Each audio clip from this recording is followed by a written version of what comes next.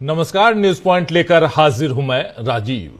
दोस्तों, 9 फरवरी 2025 का दिन देश के सियासी इतिहास में एक अनोखी घटना के तौर पर दर्ज हो गया है। इस दिन यानी 9 फरवरी को एक ही दिन में देश के दो मुख्यमंत्रियों ने इस्तीफा दिया। एक तरफ सुबह दिल्ली की मुख्यमंत्री आतिशी ने इस्तीफा दिया तो शाम को मणिपुर के मुख्यमंत्री एन बीरेन सिंह का इस्तीफा हो गया। दोनों ही इस्तीफों से बीजेपी का संबंध है, इसीलिए इन दोनों का जिक्र यहां कर रहा हूं मैं। दिल्ली में तो बीजेपी को चुनावों में जीत मिली, तो अगले मुख्यमंत्री के लिए कुर्सी खाली करते हुए आतिशी ने इस्तीफा सौंपा। लेकिन मणिपुर में बीजेपी के सीएम की जो कुर्सी खाली हुई है, उस पर बीजेपी किसे बिठाएगी और किस तरह एन बीरेन सिंह के इतने देर से हुए इस्तीफे को सही ठहरा पाएगी, यह भी बड़ा सवाल है। सवाल यह भी उठ रहा है कि क्या दिल्ली में आम आदमी पार्टी को हराकर अब बीजेपी पंजाब की सत्ता भी हासिल करेगी, क्योंकि पंजाब में बीजेपी सरकार बनाना चाह रही थी। हालांकि पहले कांग्रेस और फिर आम आदमी पार्टी के कारण उसके मंसूबे पूरे नहीं हुए। वैसे बीजेपी के मंसूबे अब भी पूरे नहीं हो सकते हैं, क्योंकि आम आदमी पार्टी को पंजाब में अच्छा खासा बहुमत मिला है। और रहा सवाल दिल्ली का, तो अभी बीजेपी यहां सीएम किसे बनाती है, यह देखना होगा। वहीं देखने वाली बात यह भी है कि दिल्ली में हारने के बावजूद कांग्रेस की मजबूती की बात क्यों उठ रही है। तीनों यानी 2015, 2020 और 2025 तीनों चुनावों में लगातार 0 की हैट्रिक, 0 की हैट्रिक बनाने के बाद भी कांग्रेस की मजबूती की बात आखिर क्यों उठ रही है। जी हां, आप जानते हैं दिल्ली में तीसरी बार कांग्रेस को 0 सीटें मिली हैं। लेकिन इस बार कांग्रेस के कई बड़े नेता इसलिए खुश हैं क्योंकि आम आदमी पार्टी सत्ता में लौट नहीं पाई। आम आदमी पार्टी और कांग्रेस दोनों ही इंडिया गठबंधन में हैं, लेकिन हरियाणा चुनाव के वक्त से आम आदमी पार्टी ने कांग्रेस के खिलाफ मोर्चा खोलना शुरू कर दिया था और बार बार कांग्रेस को कमजोर साबित करने की कोशिशें हो रही थी। इसका असर अब गठबंधन के दूसरे दलों पर भी पड़ रहा था और पड़ेगा आने वाले समय में, यह भी दिखाई देता है। हालांकि दिल्ली के नतीजे बता रहे हैं कि कांग्रेस जो है उसने जो काम करना चाहिए था वो कर दिया है। या कहें तो कांग्रेस जो 13 सीटों पर जैसा प्रदर्शन कांग्रेस का रहा है, जिसमें अगर आम आदमी पार्टी को उसका साथ मिल जाता तो दिल्ली की बाजी पलट सकती थी। तो क्या यह सच है कि कांग्रेस के कारण आम आदमी पार्टी यहां हारी है? एक बड़ा सवाल है। अरविंद केजरीवाल ने कांग्रेस को कमजोर समझने की भूल की और अब उनकी पार्टी विपक्ष में बैठ रही है। पार्टी की पहली कतार के तमाम नेता हार चुके हैं, तो आम आदमी पार्टी के भविष्य पर भी सवाल उठ रहा है। यानी कांग्रेस ने यहां अकेले चुनाव लड़कर अपना महत्व इंडिया गठबंधन के नेताओं और बीजेपी दोनों को जाहिर कर दिया है। वैसे भी कांग्रेस जो मुद्दे उठाती है, राहुल गांधी जिन बातों को कहते हैं, आखिर में बीजेपी को उन्हीं के जवाब देने पड़ते हैं। मणिपुर के सीएम का इस्तीफा भी इसी बात की मिसाल है। दोस्तों, आप याद कीजिए, मणिपुर के सीएम के इस्तीफे के बारे में राहुल गांधी कितनी बार अपनी बात रख चुके हैं। हालांकि इस्तीफा दिलवाकर भी बीजेपी सवालों से अभी भी बच नहीं पा रही है। कांग्रेस सांसद गौरव गोगोई ने इस इस्तीफे पर क्या कुछ कहा है संसद परिसर में, जरा सुन लीजिए गौरव गोगोई को। आप लोग मणिपुर में चाह रहे थे कि मुख्यमंत्री पद अपने पद से दबाव के चलते हुआ और अभी हाल की बात उठा रहा है ही। भाजपा जितने बार मणिपुर के मुद्दे को दबा रही है, हम मणिपुर की स्थिति पर और प्रकाश डालने की कोशिश कर रहे हैं और कहीं न कहीं हमारा दबाव भी काम में आया।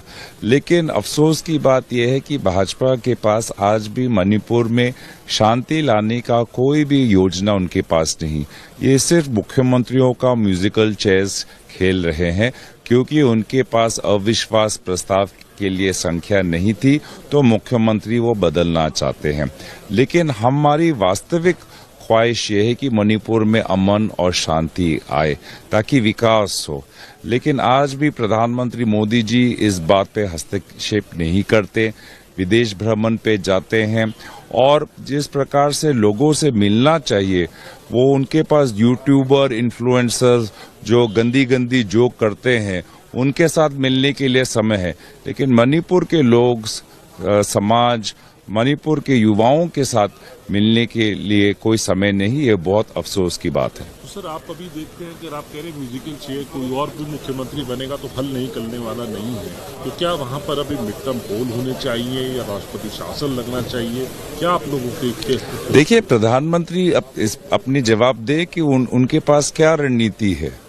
प्रधानमंत्री अपनी मन की बात क्यों नहीं कहते कि वो मणिपुर में किस प्रकार से शांति लाएंगे और कब तक शांति लाएंगे।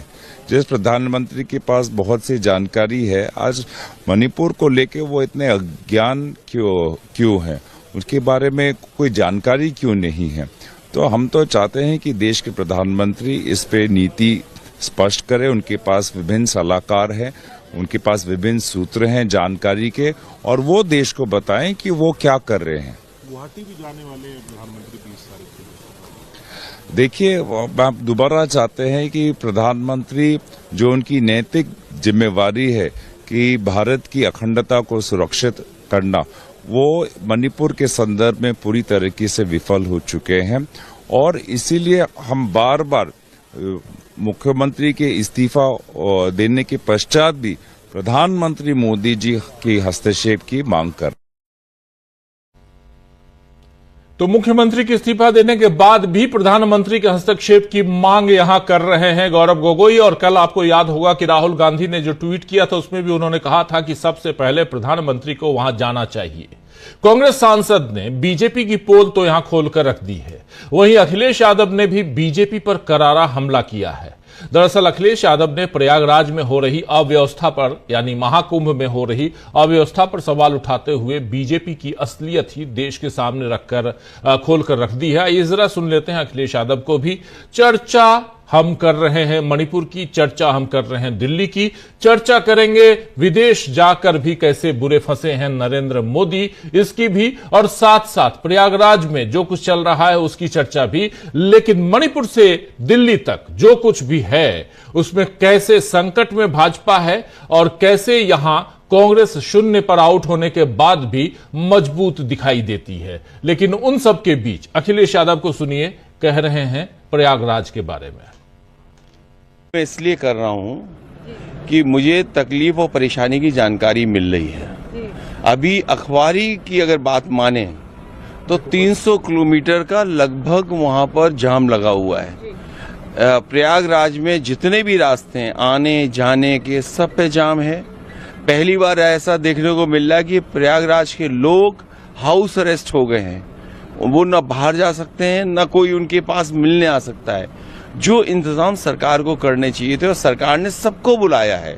100 करोड़ का इंतजाम करने वाले 40 करोड़ का इंतजाम क्यों नहीं कर पा रहे हैं? और तब जब इनकी डबल इंजन की सरकार है, बजट दिल्ली ने भी दिया होगा, यूपी ने अपना 10,000 करोड़ से ज्यादा पैसा लगाया। सोचिए, कल्पना कीजिए, अभी तक का सबसे महंगा ये कुंभ होने जा रहा है। अभी तक किसी ने भी इतना पैसा नहीं खर्च किया होगा जितना इस कुंभ में खर्च हो रहा है। अगर 10,000 करोड़ से ऊपर पैसा खर्च हुआ है और दिल्ली की सरकार ने भी मदद की है, तो ये व्यवस्थाएं क्यों नहीं बना पा रहे हैं? लोगों को सुविधा क्यों नहीं दे पा रहे हैं? लोग वॉशरूम कहाँ जाएं? गाड़ियों में कैद हैं, गाड़ियां चल नहीं पा रही हैं। अब दो मुख्यमंत्री ट्रैफिक का इंतजाम कैसे करें, मैनेजमेंट के लिए उतर पड़े हैं। यूपी के मुख्यमंत्री तो पहले से ही इंतजाम में निकल पड़े। सुनने में आ रहा है कि मध्य प्रदेश के भी मुख्यमंत्री निकल पड़े हैं। और फिर वहां पर फौज का किला है, अकबर का किला है, जो बिल्कुल संगम नोज के पास है। अगर सरकार ने उसको क्यों नहीं लिया? वहां पर बड़े पैमाने पे लोगों को सुविधा मिल सकती थी। वहीं पर बट वृक्ष है, वहीं से सरस्वती नदी निकलती है, तो कम से कम फौज से ये सहयोग ले लेते। जब तो अखिलेश यादव को आप सुन रहे थे। अखिलेश यादव ने बीजेपी पर जबरदस्त यहां पर प्रहार किया है कि बीजेपी कुछ भी कर सकती है, किसी को भी खरीद सकती है। देश की सबसे बड़ी पार्टी के लिए इतनी अविश्वसनीयता बता रही है कि मोदी 11 सालों के जो नैतिकता की जो कमाई है वो उसमें पूरा नहीं कर पाए हैं, यानी 11 सालों में नैतिकता की कोई कमाई वो नहीं कर सके हैं। प्रचार भले ही उनका कितना भी हुआ हो, लेकिन नैतिकता के नाम पर मोदी जीरो हैं। वैसे मोदी की राह पर अब राष्ट्रपति को चलने पर शायद मजबूर होना पड़ रहा है। इसलिए आज जब उनकी जरूरत मणिपुर में थी तो राष्ट्रपति द्रौपदी मुर्मू भी प्रयागराज में डुबकी लगाने पहुंच गई। ये देखिए, ये तस्वीर आप प्रयागराज की। राष्ट्रपति द्रौपदी मुर्मू प्रयागराज पहुंची, जबकि जरूरत इनकी मणिपुर में है। और महिला होने के नाते तो और भी ज्यादा जरूरत है, क्योंकि मणिपुर की महिलाओं के साथ जो कुछ हुआ उसकी तस्वीर पूरी दुनिया ने देखी है। इससे आम लोगों को फिर से तकलीफ हो रही है, क्योंकि एक तरफ ये प्रयागराज पहुंची और 300 किलोमीटर के दायरे में प्रयागराज की हालत कैसी है आप लोग जान रहे हैं। दूसरी तरफ मणिपुर के लोग भी ठगा हुआ महसूस कर रहे होंगे जब किसी देश के इस महिला आदिवासी राष्ट्रपति को रहना चाहिए मणिपुर में, तो वो आज प्रयागराज में डुबकी लगा रही थी, पूजा पाठ कर रही थी। तो आइए दोस्तों, आज चर्चा करेंगे कि किस तरह बीजेपी के शासन में लोगों को मिल रही हैं तकलीफें और मायूसी, जबकि मोदी विदेश यात्रा में मगन हो गए हैं। दिल्ली रिजल्ट के बाद कैसे संकट में भाजपा आ गई है। भाजपा और इस वक्त जो खबरें मिल रही हैं, खबर यह मिल रही है कि मणिपुर में केंद्र सरकार शायद राष्ट्रपति शासन लगा दे। राष्ट्रपति शासन लगाने के क्या मायने हैं मणिपुर में, और उसके साथ साथ क्या एन बीरेन सिंह जो इस्तीफा दे चुके हैं, उनके इस्तीफे के बाद मणिपुर का संकट खत्म हो गया है। मणिपुर का मामला जो है, क्या वो विदेश में अमेरिका में भी उठेगा जब नरेंद्र मोदी वहां पहुंचेंगे और वो भी डोनाल्ड ट्रंप से जब मुलाकात करेंगे। कैसे बुरे फंसे हुए हैं नरेंद्र मोदी, कैसे दिल्ली चुनाव जीतकर भी बीजेपी संकट में आ गई है, और कैसे चुनाव हारकर भी कांग्रेस पार्टी मजबूत हो गई है। इन सब की चर्चा करते हैं। हमारे साथ कुछ वरिष्ठ साथी जुड़े हुए हैं, पहले उन सबसे आपका परिचय करवाता हूं और आगे बढ़ते हैं। देखिए, इस वक्त 4 वरिष्ठ साथी जुड़े हुए हैं। शकील अख्तर जी हैं, अमलेंदु उपाध्याय जी हैं, सुनील शुक्ला जी हैं और प्रशांत टंडन जी हैं। आप चारों का स्वागत है, इस्तकबाल है। स्वागत इस्तकबाल आप तमाम दोस्त साथी शुभचिंतक आप सबका जो अब तक जुड़ चुके हैं, उनका भी, जो जुड़ने वाले उनका भी, एक साथी हमारे और जुड़ गए हैं, इनका भी स्वागत करता हूं। डॉक्टर प्रकाश हिंदुस्तानी जी, आपका स्वागत है इस कार्यक्रम में। और सीधा आना चाहता हूं शकील जी आपके पास। शकील जी, मणिपुर में क्या राष्ट्रपति शासन लगने जा रहा है? ये खबर इधर बहुत चल रही है, लेकिन दूसरी तरफ पंजाब की चर्चा भी करेंगे, चर्चा दिल्ली की भी करेंगे। अचानक दिल्ली के रिजल्ट के बाद भाजपा में जो खुशी की लहर होनी चाहिए, लेकिन भाजपा तो यहां दूसरे ढंग से दूसरी तरफ जाती हुई दिखाई दे रही है। संकट के बादल हैं, आप कितनी भी सरकार बना लीजिए, कुछ भी कर लीजिए, लेकिन मणिपुर का मां नहीं बोलने के कारण आपको बहुत परेशानी होगी, और वो साफ दिखाई दे रहा है। गंगा में डुबकी लगाकर आए थे एन बीरेन सिंह, लेकिन पाप धो नहीं पाए और फाइनली उनको इस्तीफा देना पड़ा। क्या कहेंगे?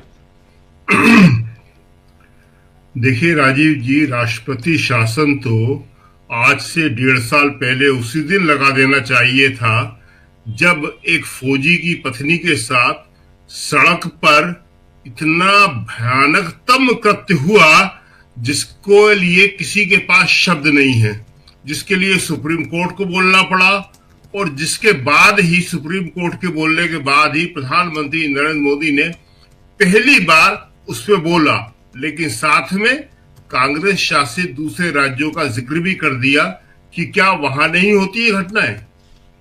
तो राष्ट्रपति शासन तो उसी दिन मोदी जी को लगा देना चाहिए था, और आज भी उन्होंने बीरेन सिंह को बर्खास्त नहीं किया है केंद्र सरकार ने, जबकि उनको बर्खास्त करना चाहिए था। इस्तीफा तो उनकी मजबूरी है, वो इस्तीफा जो है उसका कोई मतलब नहीं है। क्यों? क्योंकि अगर वो इस्तीफा नहीं देते तो उनके खिलाफ अविश्वास प्रस्ताव पारित हो जाता जी। तो यहाँ पे जो बीजेपी जो है वो मणिपुर या पूरे नॉर्थ ईस्ट या भारत के जो सीमावर्ती राज्य हैं उन सबको किस तरह देखती है, कितनी गंभीर है, ये बात समझ में आती है। राहुल गांधी वहां 2 बार गए, और राहुल गांधी जब पहली बार गए उसके बाद ही पूरी दुनिया को मालूम पड़ा कि वहां की स्थिति क्या है। आपने कहा कि डोनाल्ड ट्रंप के साथ इस बारे में बात होगी। वहां अमेरिका में, फ्रांस में निश्चित ही रूप से ये एक बहुत बड़ा विषय है, क्योंकि इससे पहले भी वो लोग इस बारे में हस्तक्षेप कर चुके हैं। क्योंकि जो वहां पे घटनाएं हुई हैं, दो समुदाय जिस तरह से लगभग 2 साल से आपस में हिंसक संघर्ष कर रहे हैं और सरकार जो है वह खामोश बैठी हुई है। कितने लोग मर गए, आज तक वहां विस्थापित शिविर है। एक समुदाय दूसरे समुदाय के बीच अफसर, मंत्री, विधायक जा नहीं सकते। आपको याद होगा कि राहुल ने कहा था कि जब मैं वहां गया और मेतेई समुदाय के पास जा रहा था तो दूसरे कुकी समुदाय के लोग न आए। ये मेतेई समुदाय ने इंश्योर किया, मुझसे कहा कि उनका आदमी नहीं आना चाहिए, चाहे वो मंत्री हो, चाहे वो सिक्योरिटी वाला हो, चाहे कोई भी हो। इसी तरह जब मैं कुकीज से मिलने गया तो उन्होंने कहा कि मेतेई का कोई आदमी नहीं आना चाहिए, चाहे वो कोई भी हो। देश में इससे पहले ऐसा विभाजन कभी नहीं हुआ था जी। और मोदी जी न अभी तक गए, न अभी तक बोला, न बीरेंद्र सिंह को बर्खास्त किया। अब राष्ट्रपति शासन भी एक मजबूरी है। राष्ट्रपति शासन नहीं लगाएंगे तो क्या करेंगे? लेकिन सिर्फ राष्ट्रपति शासन लगाने से वहां की स्थिति में सुधार हो जाएगा, ये समझना थोड़ा मुश्किल है। क्योंकि वहां सेना के ऊपर हमले हुए, वहां सिक्योरिटी फोर्सेस पे हमले हुए, सेना से लोग छुड़ा के ले गए। वहां जब तक दृढ़ इच्छा शक्ति वो नहीं बताएंगे और दोनों समुदाय को बिठा के उनके बीच बातचीत का सिलसिला शुरू नहीं करेंगे। और सबसे बड़ी बात कि बीरेंद्र सिंह पर आरोप क्या था सबसे बड़ा, कि वो एक समुदाय का साथ दे रहे हैं, दूसरे समुदाय के वो खिलाफ है। मुख्यमंत्री ऐसा कर सकता है और सीमावर्ती राज्य में, लेकिन मुख्यमंत्री ने किया। देखिए, मणिपुर का जो मामला है वो एक ऐसा दाग है मोदी सरकार के ऊपर कि उससे वो कभी छुड़ा नहीं पाएंगे। आज मीडिया नहीं लिखता है, आज मीडिया नहीं बोलता है, लेकिन कल को यही मीडिया मोदी जी से सवाल करेगा कि आपने वहां क्या किया। दूसरी बात जो आपने अखिलेश का बताया, अखिलेश बहुत मजबूती के साथ कुंभ का सवाल उठा रहे हैं। वहां स्थिति निश्चित ही रूप से बहुत ज्यादा खराब हो चुकी है। वहां पे सबसे बड़ा जो संकट है, हम भी पढ़ रहे हैं, आप भी पढ़ रहे हैं, सब लोग देख रहे हैं, सबके पास फोन भी आ रहे हैं। सबसे बड़ा संकट है कि जो इन्होंने कहा था कि अब वीआईपी स्नान नहीं होंगे, वीआईपी प्रोटोकॉल नहीं होगा, वो आज तक लगातार जारी है। राष्ट्रपति मुर्मू का भी आपने दिखा दिया, देख लिया। उपराष्ट्रपति धनखड़ वहां गए, प्रधानमंत्री वहां गए, राष्ट्रपति वहां गए, गृह मंत्री अमित शाह वहां गए, कितने मुख्यमंत्री गए, कितने कॉरपोरेट के लोग गए। कुंभ के समय का हमने एक उदाहरण आपको पहले दिया था और जो वहां के ब्यूरोक्रेट्स हैं, चाहे आईएएस हो चाहे आईपीएस हो, बार बार कह रहे हैं कि किसी भी कुंभ के अंदर अगर आप वीआईपी प्रोटोकॉल लागू करोगे, वहां वीआईपी स्नान कराओगे, तो आम जनता वहां निश्चित ही रूप से परेशान होगी। और वही हाल जो है वहां पे हो रहा है। दूसरी बात, एक बात हम आपको और बता दें कि जो अभी गोगोई जो है बोल रहे थे कि मोदी जी क्या करेंगे, मोदी जी तो उन यूट्यूबर और इन्फ्लुएंसर से वो करते हैं, वो एक बड़ा गंभीर किस्म का, अलग किस्म का मामला है। शायद आपने भी देखा होगा कि कुछ यूट्यूब के और इन्फ्लुएंसर किस्म के लोग हैं जिनके मोदी जी के साथ फोटो हैं, जो मोदी जी के हाथों कोई पुरस्कार भी ग्रहण कर रहे हैं, जो मोदी जी के नजदीकी बताए जाते हैं, और वो यूट्यूब के ऊपर या अपने प्रोग्राम्स में जिस तरह की भाषा का प्रयोग कर रहे हैं, उससे पूरे देश में एक अलग किस्म की हलचल मची हुई है। वो मामला बिल्कुल अलग है, लेकिन उस मामले का मुख्य जो पॉइंट है जो गोगोई ने बताया वो ये है कि पीएम मोदी क्या ऐसे लोगों को संरक्षण देते हैं जो इस तरह की बात करते हैं। इसी तरह जो मणिपुर का मामला है उसमें भी यही बात साबित हुई कि जिन लोगों ने ये कृत्य किया फौजी की पत्नी के साथ में, उनके खिलाफ जो है बोलने के बदले मोदी जी कहते हैं कि राजस्थान में क्या हुआ था। और खुद राष्ट्रपति मुर्मू, उनके ऊपर भी ये बात तो हमेशा के लिए आएगी कि वो कहती थी कि मैं डर गई जब कलकत्ता का मामला हुआ था। और कलकत्ता के मामले में आप देख लीजिए कि सारी जांच सीबीआई ने की है, राज्य सरकार से लेके, और एक व्यक्ति खाली पकड़ा गया, जबकि वह गैंग रेप की बात हो रही थी, तमाम बातें हो रही थी, साजिशों की बात हो रही थी, और उस व्यक्ति को भी आजीवन कारावास की सजा हुई। और नेक्स्ट भी आपको मालूम होगा, हमारे दर्शकों को भी मालूम होगा कि राज्य सरकार वहां पे इसके खिलाफ हाई कोर्ट गई थी, लेकिन हाई कोर्ट ने रिजेक्ट कर दिया। आज की तारीख में भी उसे आजीवन कारावास की सजा है। क्यों? मुकदमा सीबीआई ने, चालान सीबीआई ने, प्रोसिक्यूशन सीबीआई ने, मतलब केंद्र सरकार ने।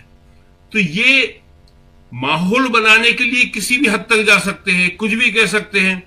अभी आपने देखा कि जब संसद के अंदर दोनों सदनों में प्रधानमंत्री बोले राष्ट्रपति के भाषण पे, नेहरू नेहरू नेहरू, उसके बाद दिल्ली चुनाव पे वो बोले अपने आप कार्यालय में, नेहरू नेहरू नेहरू।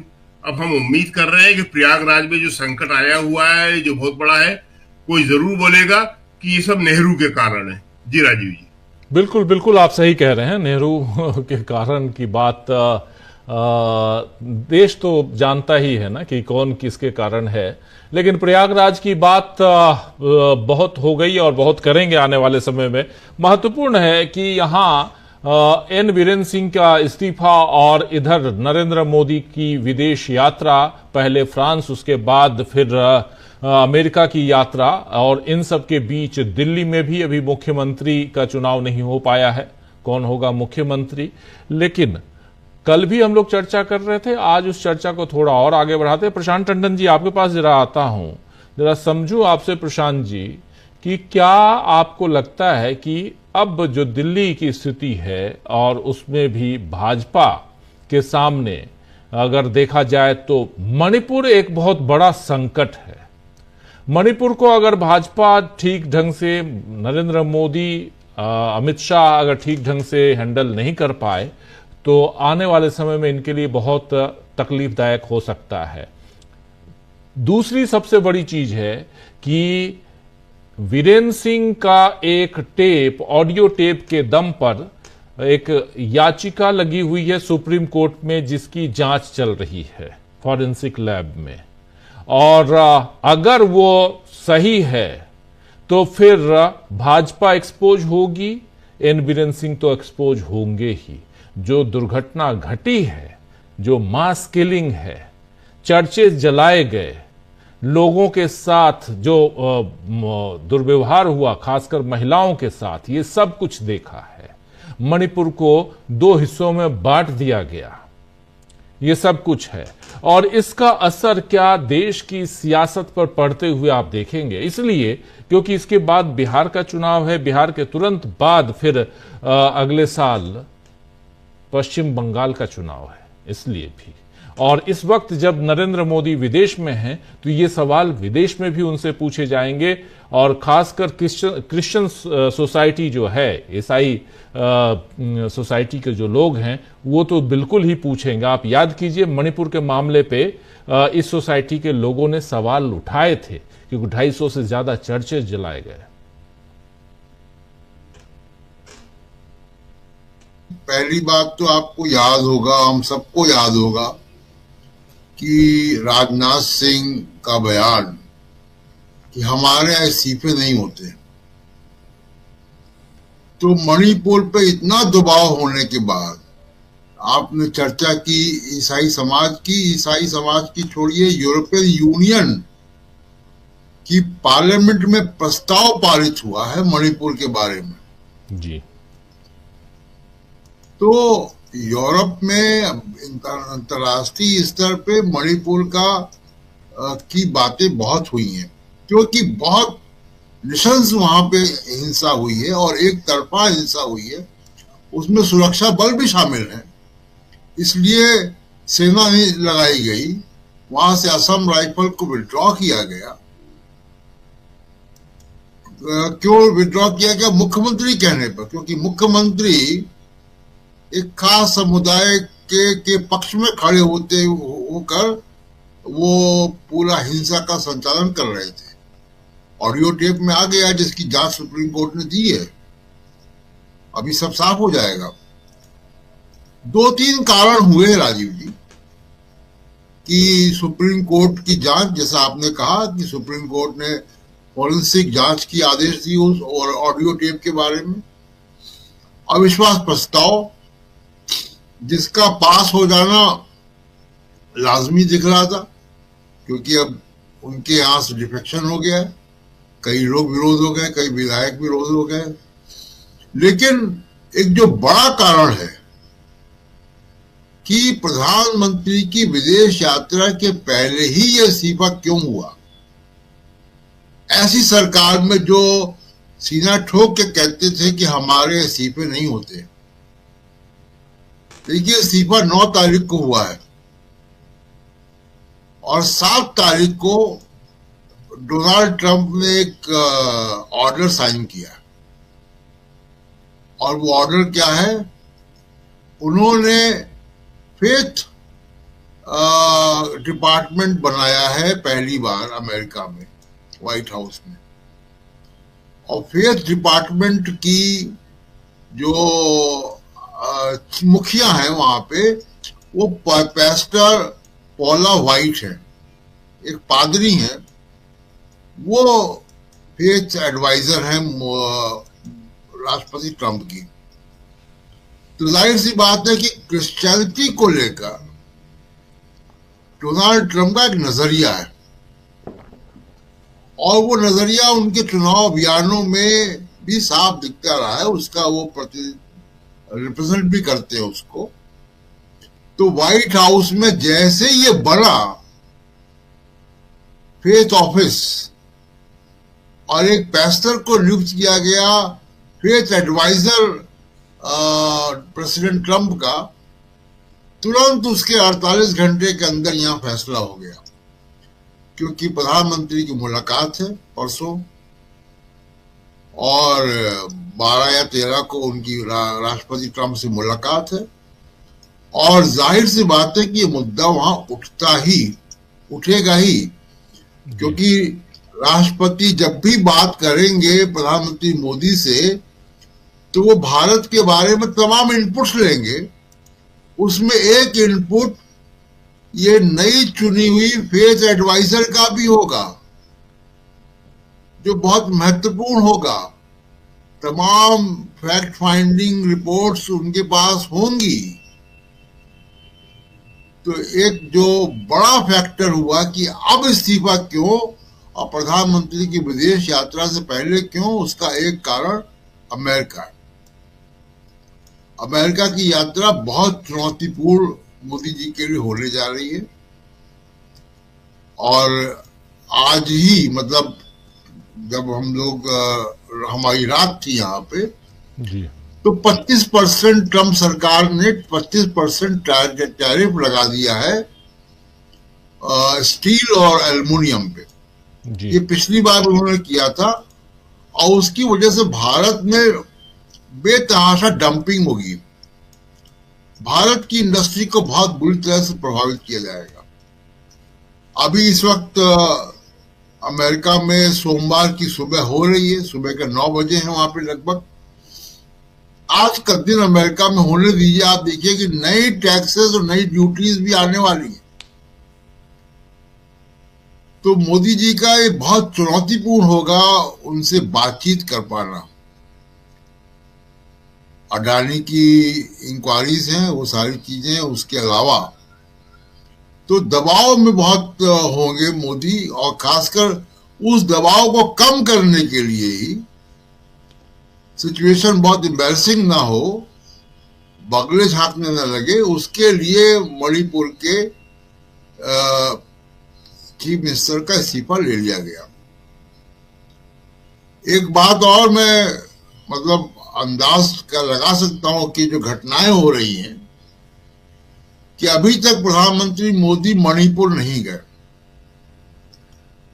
अमेरिका से लौटकर आने के बाद वो जा सकते हैं। राष्ट्रपति शासन तो वहां अब लगना ही है, पहली बार नरेंद्र मोदी जाना पड़ेगा उनको अंतर्राष्ट्रीय बिरादरी को एक संदेश देने के लिए, क्योंकि ये सवाल सब उठेंगे। ये फ्रांस में भी सवाल उठे होंगे, अभी बहुत से कुछ मीडिया में नहीं आया है, और ऐसी बातें अक्सर मीडिया में देर में आती हैं, क्योंकि ये बातें साइडलाइट्स में होती हैं, एजेंडा, रिटन एजेंडा का पार्ट नहीं होती हैं, लेकिन वो आएगा। तो ये एक बहुत बड़ा जो है वो डेवलपमेंट अमेरिका से हो रहा है। दूसरी बात जो दिल्ली की बात है, देखिए इलेक्शन की बात है, उस पर मैं सेकेंड राउंड पे आके कुछ बातें रखूंगा, लेकिन जो पॉलिटिकल बातें हैं, लेकिन ये भी जांच होनी चाहिए पॉलिटिकल पार्टीज की तरफ से। भले ही कांग्रेस यहाँ पे 0 आ गया, लेकिन कांग्रेस को जो इलेक्टोरल रोल की सफाई का जो अभियान है वो जारी रखना चाहिए। जो महाराष्ट्र में हुआ था लगभग वही मॉडल दिल्ली में हुआ है जी। मैं न्यू दिल्ली सीट का आपको फिगर बता चुका हूं कि 37,000 नए मतदाता, 37,000 मतदाता गायब हो गए। एक सीट है जो की संख्या उनकी छोटी हो गई, जनसंख्या बढ़ रही है लेकिन सीट छोटी हो रही है बिना डिलिमिटेशन के। इसके अलावा देखिए, ध्यान से सुनिएगा इस फिगर को। असेंबली इलेक्शन 2020 और लोकसभा इलेक्शन 2024, यानी लगभग 5.5 साल। इसमें वोट मतदाताओं की संख्या बढ़ी है 5 साल में 4,16,000। और फिर वही महाराष्ट्र मॉडल कि लोकसभा 2024 और विधानसभा 2025 के बीच में मतदाताओं की संख्या दिल्ली में बढ़ गई 4 लाख। तो जितनी लगभग जनसंख्या 5 साल में बढ़ी, उतनी फिर 5 महीने में बढ़ गई। जी। ये एक मॉडल है जो क्रिएट हो गया है इलेक्टोरल रोल का, कि ये वोटर कहां गायब हो जाते हैं, नए वोटर कहां से आते हैं। ये बहुत गंभीर जांच का विषय है। अब इसको इलेक्शन कमीशन जो है वही कर सकता है, पॉलिटिकल पार्टी इस इलेक्टोरल डेटा को साफ नहीं कर सकती। लेकिन मेरा सुझाव है, और फिर मैं दे रहा हूं, यहाँ पे बात हो चुकी है, कि इसका ऑडिट कुछ कंस्टिट्यूएंसीज का सैंपल के तौर पे करना चाहिए, ताकि देश की जनता को मालूम पड़े कि हो क्या रहा है। एक बार डोर टू डोर जाके, चाहे भले ही 5 पोलिंग बूथ का करें, वो करना चाहिए डोर टू डोर जाके कि ये मतदाता कहाँ है, कहाँ से आते हैं, कहाँ रहते हैं। 37,000 मतदाता गायब हो जाते हैं। महाराष्ट्र में से कितने 40 लाख से ऊपर मतदाता नए जुड़ गए 5 महीने में। तो ये हो क्या रहा है, ये एक चिंता का विषय है डेमोक्रेसी के साथ। वरना अगर कोई पॉलिटिकल पार्टी अगर इसको कंट्रोल कर रही है, तो वो वही चुनाव हारेगी जो वो हारना चाहती है। जी राजीव जी, बिल्कुल बिल्कुल आप सही कह रहे हैं। दिल्ली का चुनाव भी क्या महाराष्ट्र मॉडल पर लड़ा गया, महाराष्ट्र मॉडल या हरियाणा मॉडल। और महाराष्ट्र में 2024 का जो लोकसभा था और 2024 में ही 4 महीने बाद विधानसभा चुनाव हुए, इन 4 महीने में 39 लाख मतदाता वहां बढ़ जाते हैं। आखिर कैसे, और जो 5 साल में नहीं बढ़ते। और फिर दूसरी तरफ यही बात यहां रख रहे हैं प्रशांत जी कि दिल्ली में 5 साल में लगभग 4 लाख मतदाता, नए मतदाता एनरोल करते हैं अपने आप को। और फिर इधर 5 महीने 6 महीने में चुनाव के ठीक बाद जब 2025 में यहां विधानसभा चुनाव होता है, और उस वक्त उतने ही लगभग 4 लाख मतदाता, 4 लाख से ज्यादा मतदाता आ जाते हैं। आखिर हो क्या रहा है? दिल्ली छोटा राज्य है और यहां 4 लाख मतदाता कम नहीं होते, 70 सीटें हैं। आखिर ये कौन सा मॉडल है? और अगर ये बिल्कुल सही है तो ये भी बता दे कि यहां कोई गड़बड़ी नहीं है, और गड़बड़ी है तो इसका खुलासा भी होना चाहिए। लेकिन इसका खुलासा कौन करेगा? राहुल गांधी ने प्रेस कॉन्फ्रेंस कर मांगा है पूरा का पूरा इलेक्ट्रॉनिक डाटा, जिसमें फोटो भी। क्या चुनाव आयोग फोटो सहित वो डाटा जो वोटर्स हैं वो उपलब्ध कराएगा? चुनाव आयोग, राजीव कुमार जो हैं वो अब 8वें दिन, आज से ठीक 8वें दिन यानी 18 तारीख को रिटायर हो जाएंगे। लेकिन बहुत सारे सवाल छोड़ के जाएंगे वो, और उन सवालों का जवाब आने वाला जो समय है वो देगा। तो बहुत कुछ है चुनाव के ऊपर चर्चा बहुत जरूरी है। दिल्ली चुनाव को आखिर क्यों? ठीक है, राहुल गांधी ने भी कह दिया कि जो मैंडेट है उसको हम स्वीकार करते हैं। मल्लिकार्जुन खड़गे ने भी यही बात कही। अरविंद केजरीवाल भी आकर कह गए कि जो मैंडेट है उसको हम स्वीकार करते हैं। लेकिन एक दिन पहले राहुल गांधी ने चुनाव के ऊपर, और खासकर महाराष्ट्र के जो वोटर लिस्ट है उसके ऊपर बहुत सारी बातें कही थी। क्या दिल्ली में यह लागू नहीं होता जो बात कह रहे हैं प्रशांत टंडन जी? आखिर इसकी बात कौन करेगा? सिर्फ हम और आप, या इंडिया गठबंधन यानी विपक्ष के लोग भी? सवाल हैं। जरा आना चाहता हूं सुनील शुक्ला जी आपके पास। एक तो ये बहुत इंपॉर्टेंट सवाल है जिसकी चर्चा होनी चाहिए, और अभी लोग उलझ गए हैं। देखिए, अभी पंजाब की तरफ जा रहा है मामला। देखिए कि अरविंद केजरीवाल क्या पंजाब शिफ्ट होंगे? क्या पंजाब में सरकार गिर जाएगी? भगवंत मान चले जाएंगे बीजेपी में? ये बहुत सारी चीजें सोशल मीडिया में चल रही हैं। आप और हम अच्छी तरह से जानते हैं। देखिए, यहां किसी को जस्टिफाई करने नहीं बैठा हूं, भगवंत मान को भी नहीं जस्टिफाई कर रहा हूं, ना ही अरविंद केजरीवाल को, ना ही राहुल गांधी को। लेकिन कैसे ये क्रिएट किया जाता है इसका नमूना आपको पता है। आज ब्रेकिंग न्यूज एक बहुत बड़े चैनल में देख रहा था सुबह सुबह। दिल्ली में उप मुख्यमंत्री भी हो सकते हैं, दूसरा उसमें महिला भी हो सकती है कैबिनेट में शामिल, कोई महिला विधायक भी कैबिनेट में शामिल हो सकती हैं। दलितों को भी उसमें जगह मिल सकती है। भाई ये इसमें नया क्या है सुनील शुक्ला जी? कुछ नया हो तो बताइए। तो ये तो स्थिति है, और ऐसी स्थिति में आप उस हिसाब से उस दिशा में लेके जाने की कोशिश कर रहे हैं जिस दिशा में ये चुनाव नहीं है, इस चुनाव की गंभीरता को। और क्यों आखिर एक दिन के बाद, रिजल्ट आने के बाद एन वीरेंद्र सिंह को इस्तीफा देने के लिए कहा गया? इस्तीफा तो मांगा गया होगा, इसमें कोई दो राय नहीं है सुनील जी। इस्तीफा एन वीरेंद्र सिंह अपने मन से तो दिए नहीं होंगे। आए थे मिलने के लिए, गृह मंत्री से मुलाकात नहीं हुई, चले गए नहाने गंगा में नहा करके लौटे, मुलाकात हुई, बोले ठीक है भाई जाओ इस्तीफा दे दो अजय भल्ला को। राज्यपाल बन चुके हैं अब वो। अजय भल्ला साहब ने इस्तीफा ले लिया 2 घंटे में, सब कुछ खबरें आ गई बाहर। लेकिन कहानी सिर्फ इतनी तो नहीं है ना सुनील जी, कहानी के पीछे क्या है?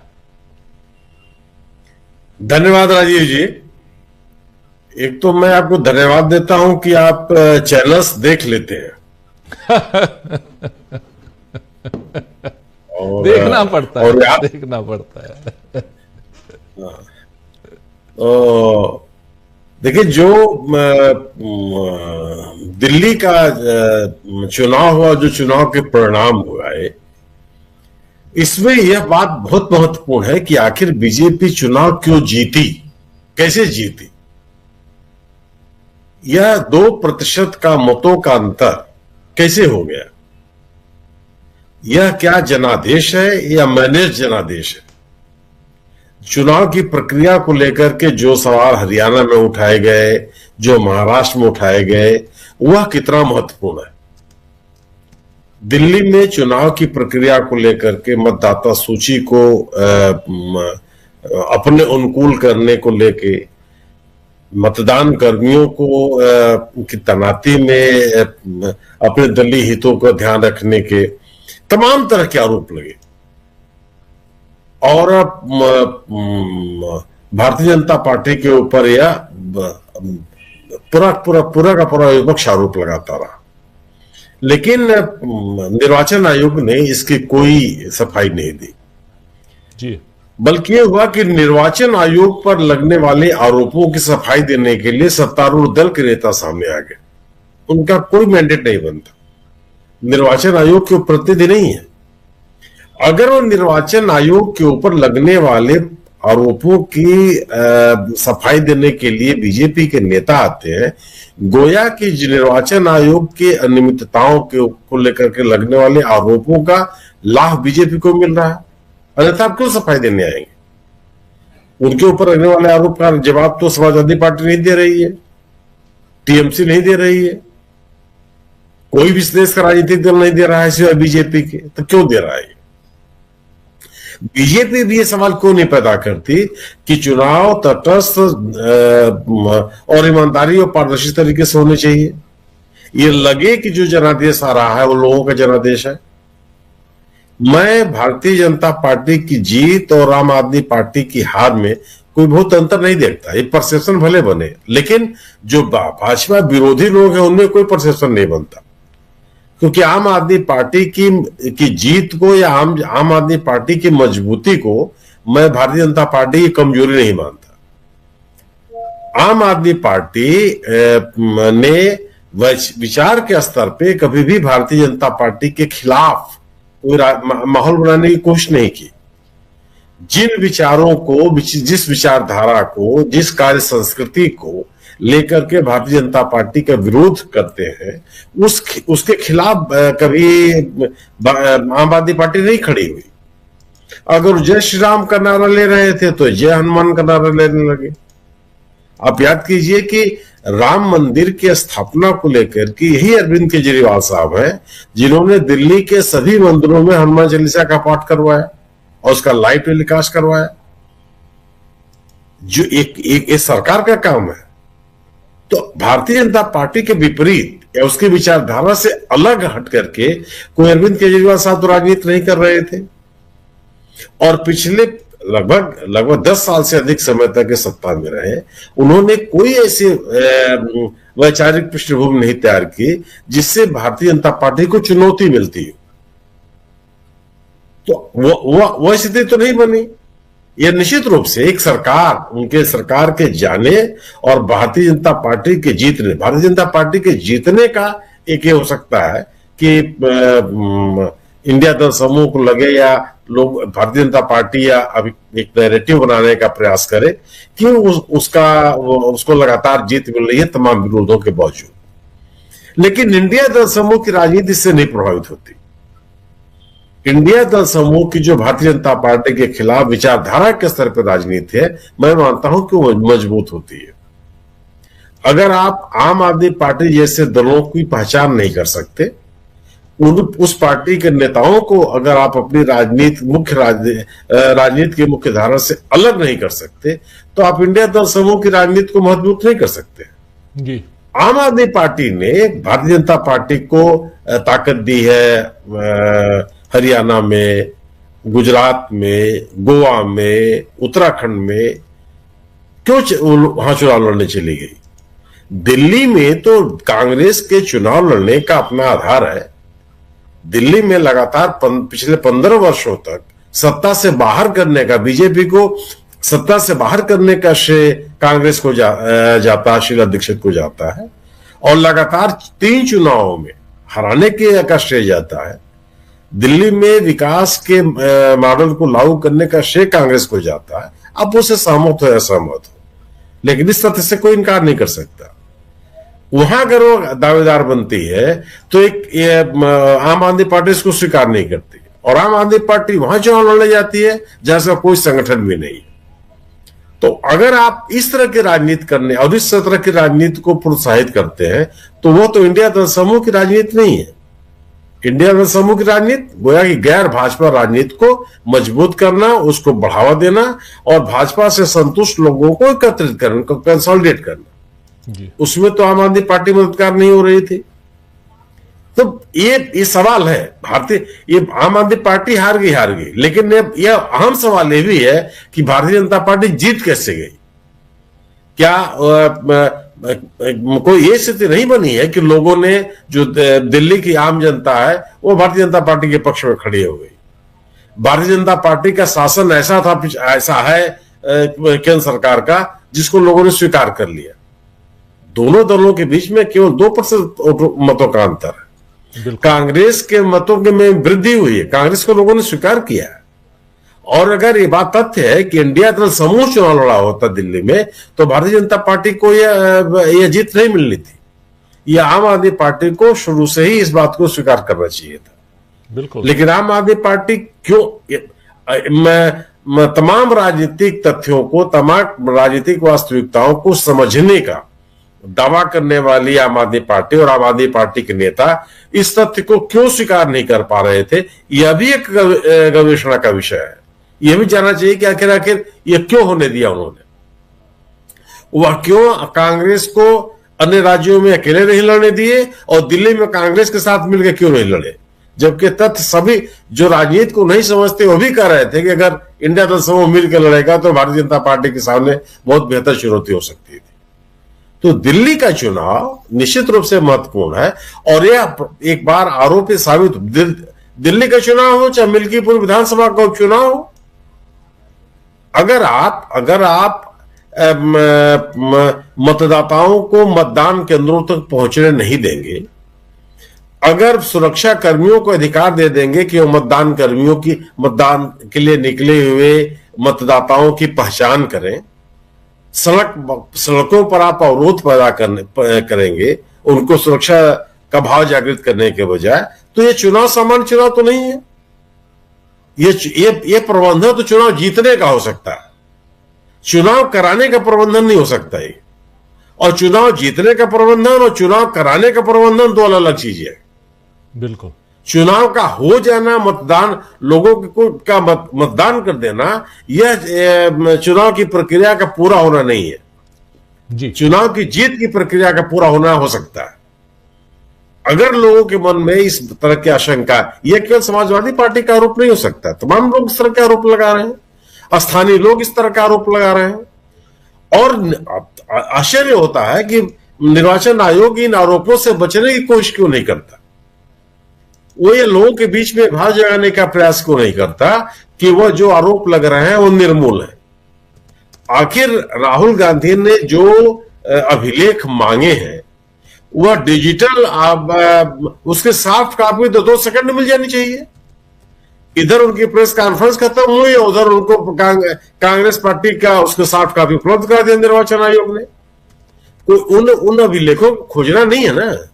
महाराष्ट्र का चुनाव हो चुका है, जिन आधारों पे, जिस मतदाता सूची पर, जिस मत प्रतिशत पर, जिन मतों की गणना पर, सब कुछ आपके पास उपलब्ध है, एक क्लिक पर उपलब्ध है। डिजिटल होने का दावा करने वाला ये संगठन, इसको वो डेटा उपलब्ध कराने में इतना समय क्यों लग रहा, क्यों नहीं बता पा रहे हैं जी। और ये सवाल है कि अगर आप मतदाता सूची को अपडेट करते हैं किसी राज्य में, 5 साल में जितने मतदाता बढ़ाते हैं उतने ही मतदाता 4-5 महीने बढ़ा देते हैं। ये कैसे संभव है? मानता, ये स्वीकार किया जाना चाहिए कि दिल्ली एक ऐसा राज्य है जहां फ्लोटिंग मतदाता बहुत है, फ्लोटिंग जनसंख्या बहुत है, आने जाने वालों की जनसंख्या बहुत है। लेकिन ऐसा नहीं है केवल ये दिल्ली है, बहुत शहर है जहां बहुत बड़ी संख्या में लोग आते हैं और जाते रहते हैं। वहां तो इस कदर से मतदाताओं की संख्या नहीं बढ़ रही है। ये सवाल तो पैदा होता है कि आखिर ये भी होना चाहिए कि जिन इलाकों में भारतीय जनता पार्टी चुनाव हारी रहती है, उन्हीं इलाकों में इस तरह के परिवर्तन कैसे होते हैं, या जहां मतदाता सूची में मतदाताओं की संख्या बहुत बढ़ जाती है, वहां केवल भारतीय जनता पार्टी क्यों जीतती है। कई तरह के सवाल है। अगर वहां के लोग पूरी तरह से बीजेपी के समर्थक हो गए, और अगर इतने बड़े पैमाने पर बीजेपी के समर्थक हो रहे हैं, तो मतदान प्रतिशत पे इतना कम अंतर तो नहीं होना चाहिए, बड़े पैमाने पर तो दिखाई पड़ना चाहिए। जैसे आम आदमी पार्टी को बीजेपी ने बुरी तरह से हराया 2015 में, 2020 में 2 सीट पर सिमट गई बीजेपी, 8 सीटों पे किस तरह से मैनेज कर पाई बीजेपी, वही स्थिति तो आम आदमी पार्टी की नहीं हुई। गोया कि मतदाताओं ने पूरी तरह से तो खारिज तो किया नहीं। विपक्ष में कांग्रेस की तरफ भी लगभग 3% मतदाता बढ़ करके वोट दिए। तो ये तो नहीं कह सकते हम ना कि पॉलिटिकल एटमॉस्फेयर इस कदर बन गया था कि लोगों ने आम आदमी पार्टी को पूरी तरह से जमुना में डुबो दिया और इनको सिंहासन में बैठा दिया। वो तो स्थितियां नहीं है। उनका समर्थक वर्ग भी रहा, विपक्ष का समर्थक वर्ग भी रहा। तो जो चुनाव की प्रक्रिया को लेकर जो सवाल उठ रहे हैं, यह निश्चित रूप से बड़े सवाल पैदा करते हैं। जो आपने हम लोग बात कर रहे हैं मणिपुर के मुख्यमंत्री के इस्तीफे की, बहुत नुकसान कर चुकी है भारतीय जनता पार्टी। भारतीय जनता पार्टी जो चाहती थी मणिपुर में जिस तरीके से वो ध्रुवीकरण की राजनीति अब देश के अन्य हिस्सों में कर रही है, लगभग उसी तरह बढ़ती हुई मणिपुर में भी दिखाई पड़ी और इसकी बड़ी राजनीतिक कीमत उसको चुकानी पड़ी है। या एक बहुत ही खराब राजनीतिक परिणाम से बचने का एक कोशिश है, क्योंकि विश्वास प्रस्ताव आने का मतलब कि उसका पारित होना, जो वहां की राजनीतिक स्थितियां बन गई थी। और अविश्वास प्रस्ताव पारित होकर के सरकार का गिरना, यह भारतीय जनता पार्टी के लिए बहुत बड़ा धब्बा होता। उस धब्बे से बचने के लिए उन्होंने ये इस्तीफा दिलवाया है। कोई राज्य सरकार या परिवर्तन के लिए या राज्य के लोगों को संदेश देने के लिए ये कोशिश नहीं की गई है, क्योंकि अगर ये कोशिश की जाती कि लोगों को संदेश देने का क्या प्रयास किया जाता कि भारतीय जनता पार्टी या केंद्र की सरकार लोगों को सुरक्षा का आश्वासन देने के लिए प्रतिबद्ध है, तो ये कदम बहुत पहले उठा लिया गया होता। न केवल एक कदम उठा लिया गया होता, बल्कि प्रधानमंत्री जैसे बड़े नेताओं का दौरा हो चुका होता, लोगों से संवाद कायम हुए होते, जैसा कि राहुल गांधी ने किया। तो यह केवल एक awkward पोजीशन से अपने आप को बचने के लिए, कैसी स्थिति से बचने की कोशिश है जो भारतीय जनता पार्टी के लिए बड़ी चुनौती हो जाती, न केवल मणिपुर में बल्कि पूरे उत्तर पूर्व में। वीरेंद्र सिंह का इस्तीफा किसी राजनीतिक सदाशयता का परिचायक नहीं है, वह स्थानीय लोगों का या एक विपरीत बनती हुई राजनीतिक स्थितियों से बचने की एक कोशिश मात्र है।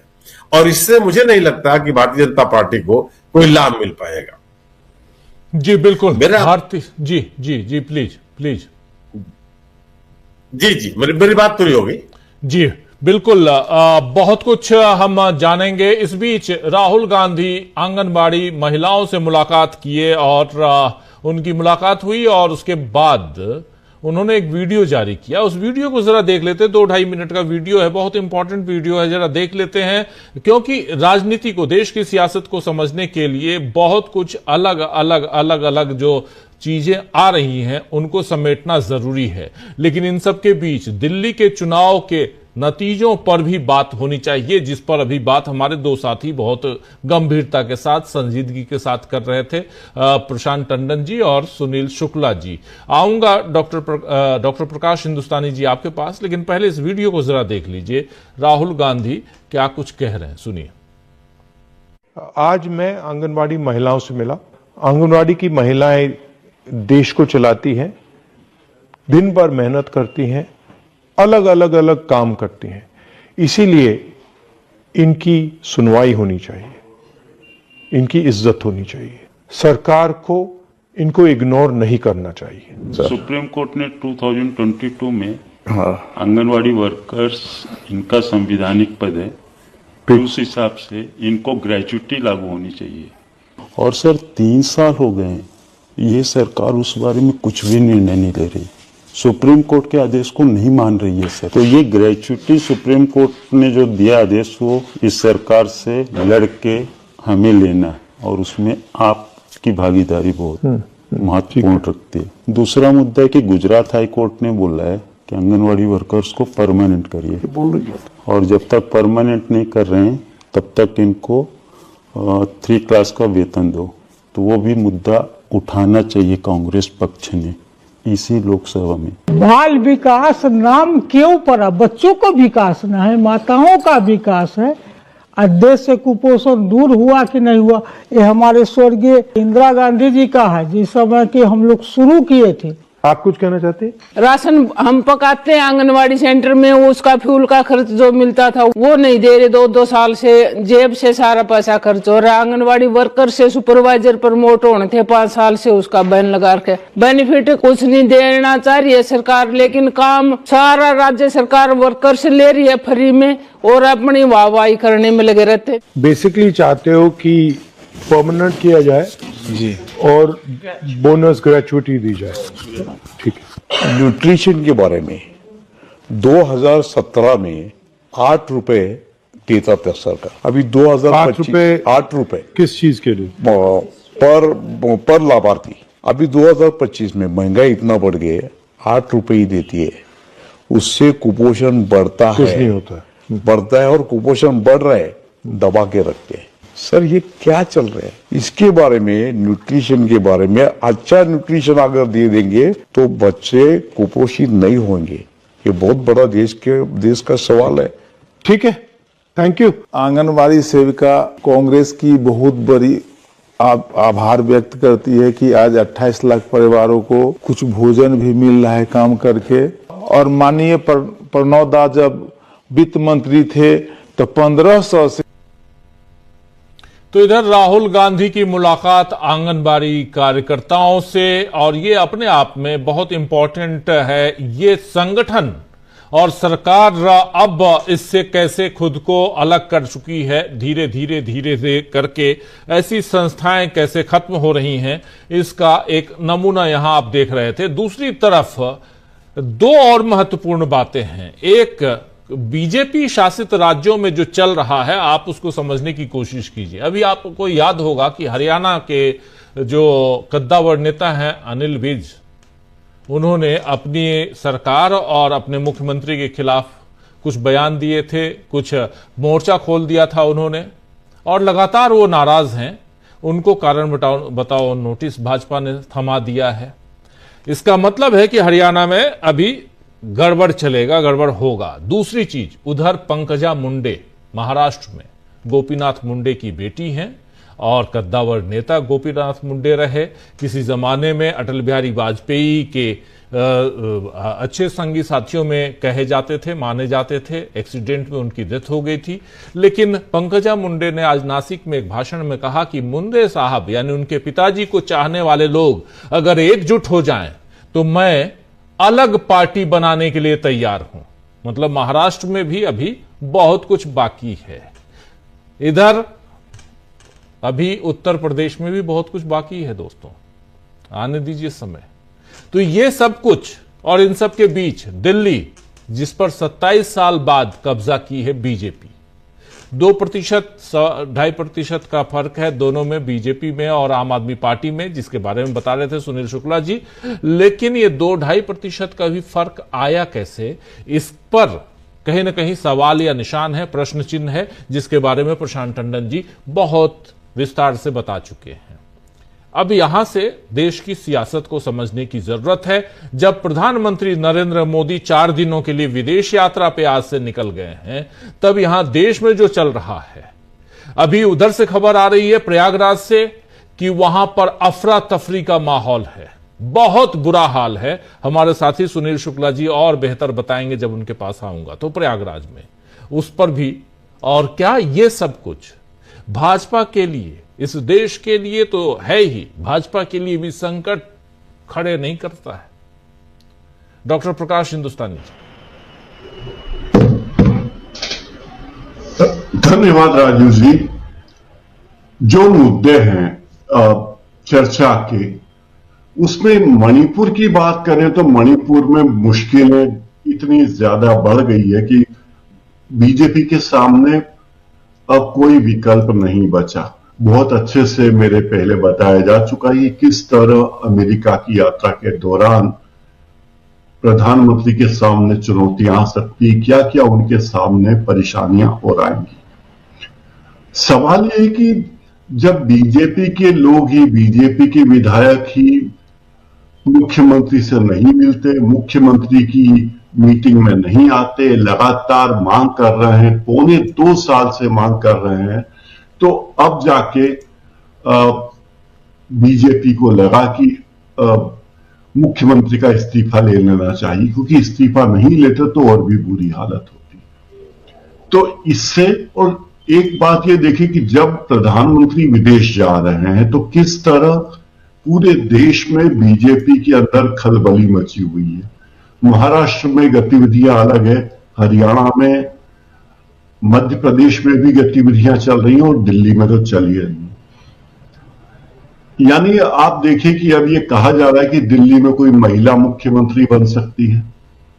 जो चुने हुए विधायक हैं उनकी बात नहीं हो रही है, तो महिला मुख्यमंत्री भी आ सकती है।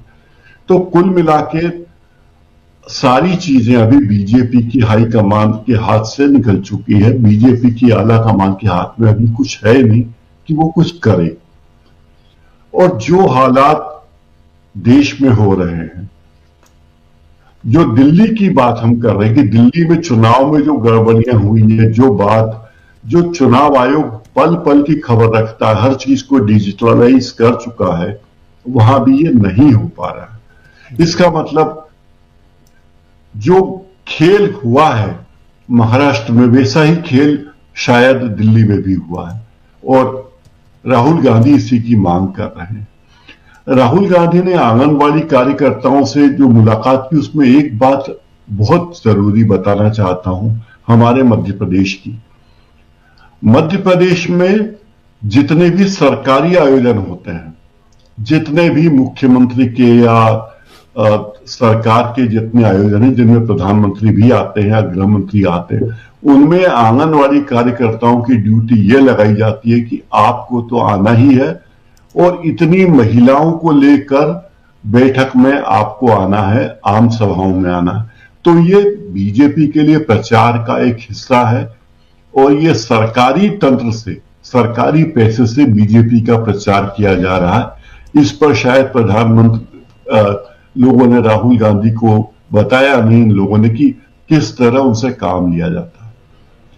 आंगनबाड़ी कार्यकर्ताओं के माध्यम से जो पोषण आहार बच्चों को दिया जाता है, उसमें तो मध्य प्रदेश में यह हाल है कि 80% पोषण आहार सप्लाई ही नहीं हुआ। और सीएजी की रिपोर्ट, मध्य प्रदेश के लोकायुक्त की रिपोर्ट से पता चला है कि जिस तरह का सप्लाई होना था, तो बताया गया कि इस ट्रक में या इस गाड़ी में इतना टन बच्चों का पोषण आहार भेजा गया, वो ट्रक का नंबर ही नहीं है, वो कोई स्कूटर का नंबर है, कोई रिक्शा का नंबर है। तो जिस तरह भ्रष्टाचार चरम पे है और जिस तरह सत्ता का दुरुपयोग किया जा रहा है, सरकारी कर्मचारियों को जिन्हें मामूली वेतन मिलता है, उन्हें बीजेपी के प्रचार के लिए उपयोग में लिया जाता है, ये और भी आपत्तिजनक बातें हैं। मध्य प्रदेश में मतदान के पहले जिस तरह से गड़बड़ियां हुई, जिनके बारे में निशान लगाया गया, बताया गया, उसके बारे में कोई कार्रवाई हुई नहीं, क्योंकि जिस तरह से महिला मतदाता एकदम बढ़े और फिर उसी के आधार पर दूसरे राज्यों में भी महिला मतदाताओं के बारे में काम होना शुरू हुआ। बीजेपी दिल्ली कैसे जीती ये बात सही, लेकिन अगले 4 दिन पूरे देश में बीजेपी में जो उथल पुथल मची हुई है वो देखने वाली बात होगी। कहां बीजेपी ऊपर नीचे हो रही है, कहां बीजेपी की हालत और खराब होगी। दिल्ली में जो पार्टी हमेशा ये दावा करती कि हम लोकतांत्रिक तरीके से मुख्यमंत्री चुनते हैं, हालांकि वो कभी ऐसा नहीं करती, अब उसकी और असलियत सामने आने वाली है। फिलहाल अभी इतना ही। राजीव जी। जी बिल्कुल बिल्कुल, बीजेपी की हकीकत, असलियत जो कुछ सामने है और बहुत कुछ सामने आने वाला ही है, लेकिन इन सब के बीच जो मणिपुर से लेकर दिल्ली तक के हालात हैं और उसमें पंकजा मुंडे का ये बयान, और उधर हरियाणा में जो चल रहा है, बिहार में चुनाव है, उसके बाद बंगाल में चुनाव है, तो बहुत कुछ देश में, और लेकिन मणिपुर के हालात पर आखिर चिंता कौन करे। द्रौपदी मुर्मू तो डुबकी लगाने पहुंच गई। तो इसलिए बहुत कुछ, और इन सब के बीच दिल्ली की सियासत और दिल्ली के चुनाव पर आखिर सवाल क्यों उठ रहे हैं, जरा अमलेंदु उपाध्याय जी आपसे भी समझूं।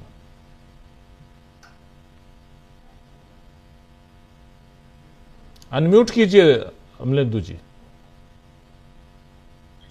जी आइए आवाज आ रही बिल्कुल राजीव जी, दिल्ली के चुनाव पर सवाल उठ रहे हैं और उठना भी चाहिए। और आपको याद होगा कि जिस समय दिल्ली के चुनाव के परिणाम आ रहे थे उस समय ही हम लोगों ने इस पर सवाल उठाना शुरू कर दिया था कि आखिर ये कौन सा वैदिक गणित है कि जिस वैदिक गणित में भारतीय जनता पार्टी का वोट तो बढ़ता है 2% ज्यादा है आम आदमी पार्टी से, सीटें 2.5 गुना ज्यादा हो जाती हैं। तो ये वैदिक गणित जो है ये भारतीय जनता पार्टी को ही आता है, और ये क्या राजीव कुमार को ही वैदिक गणित आता है, तो बाकी लोग इस वैदिक गणित को क्यों नहीं समझते और क्यों नहीं सीखते इस वैदिक गणित को जो भारतीय जनता पार्टी को ये वैदिक गणित आता है। उस समय हमने भी ये सवाल राजीव जी उठाए थे, लेकिन दुर्भाग्य की बात यह है कि जिन लोगों को ये सवाल उठाने चाहिए थे वो इसमें लग गए कि किसने किसको हराया, और सबने अपनी हार जो थी सबसे पहले स्वीकार कर ली। केजरीवाल साहब ने अपनी हार तुरंत स्वीकार कर ली बड़ी विनम्रता के साथ। विनम्रता के साथ आपने हार स्वीकार कर ली, बड़ी अच्छी बात है, आपने हार स्वीकार कर दी। लेकिन आपकी तरफ से कोई सवाल चुनाव आयोग पर या भारतीय जनता पार्टी पर क्यों नहीं आया?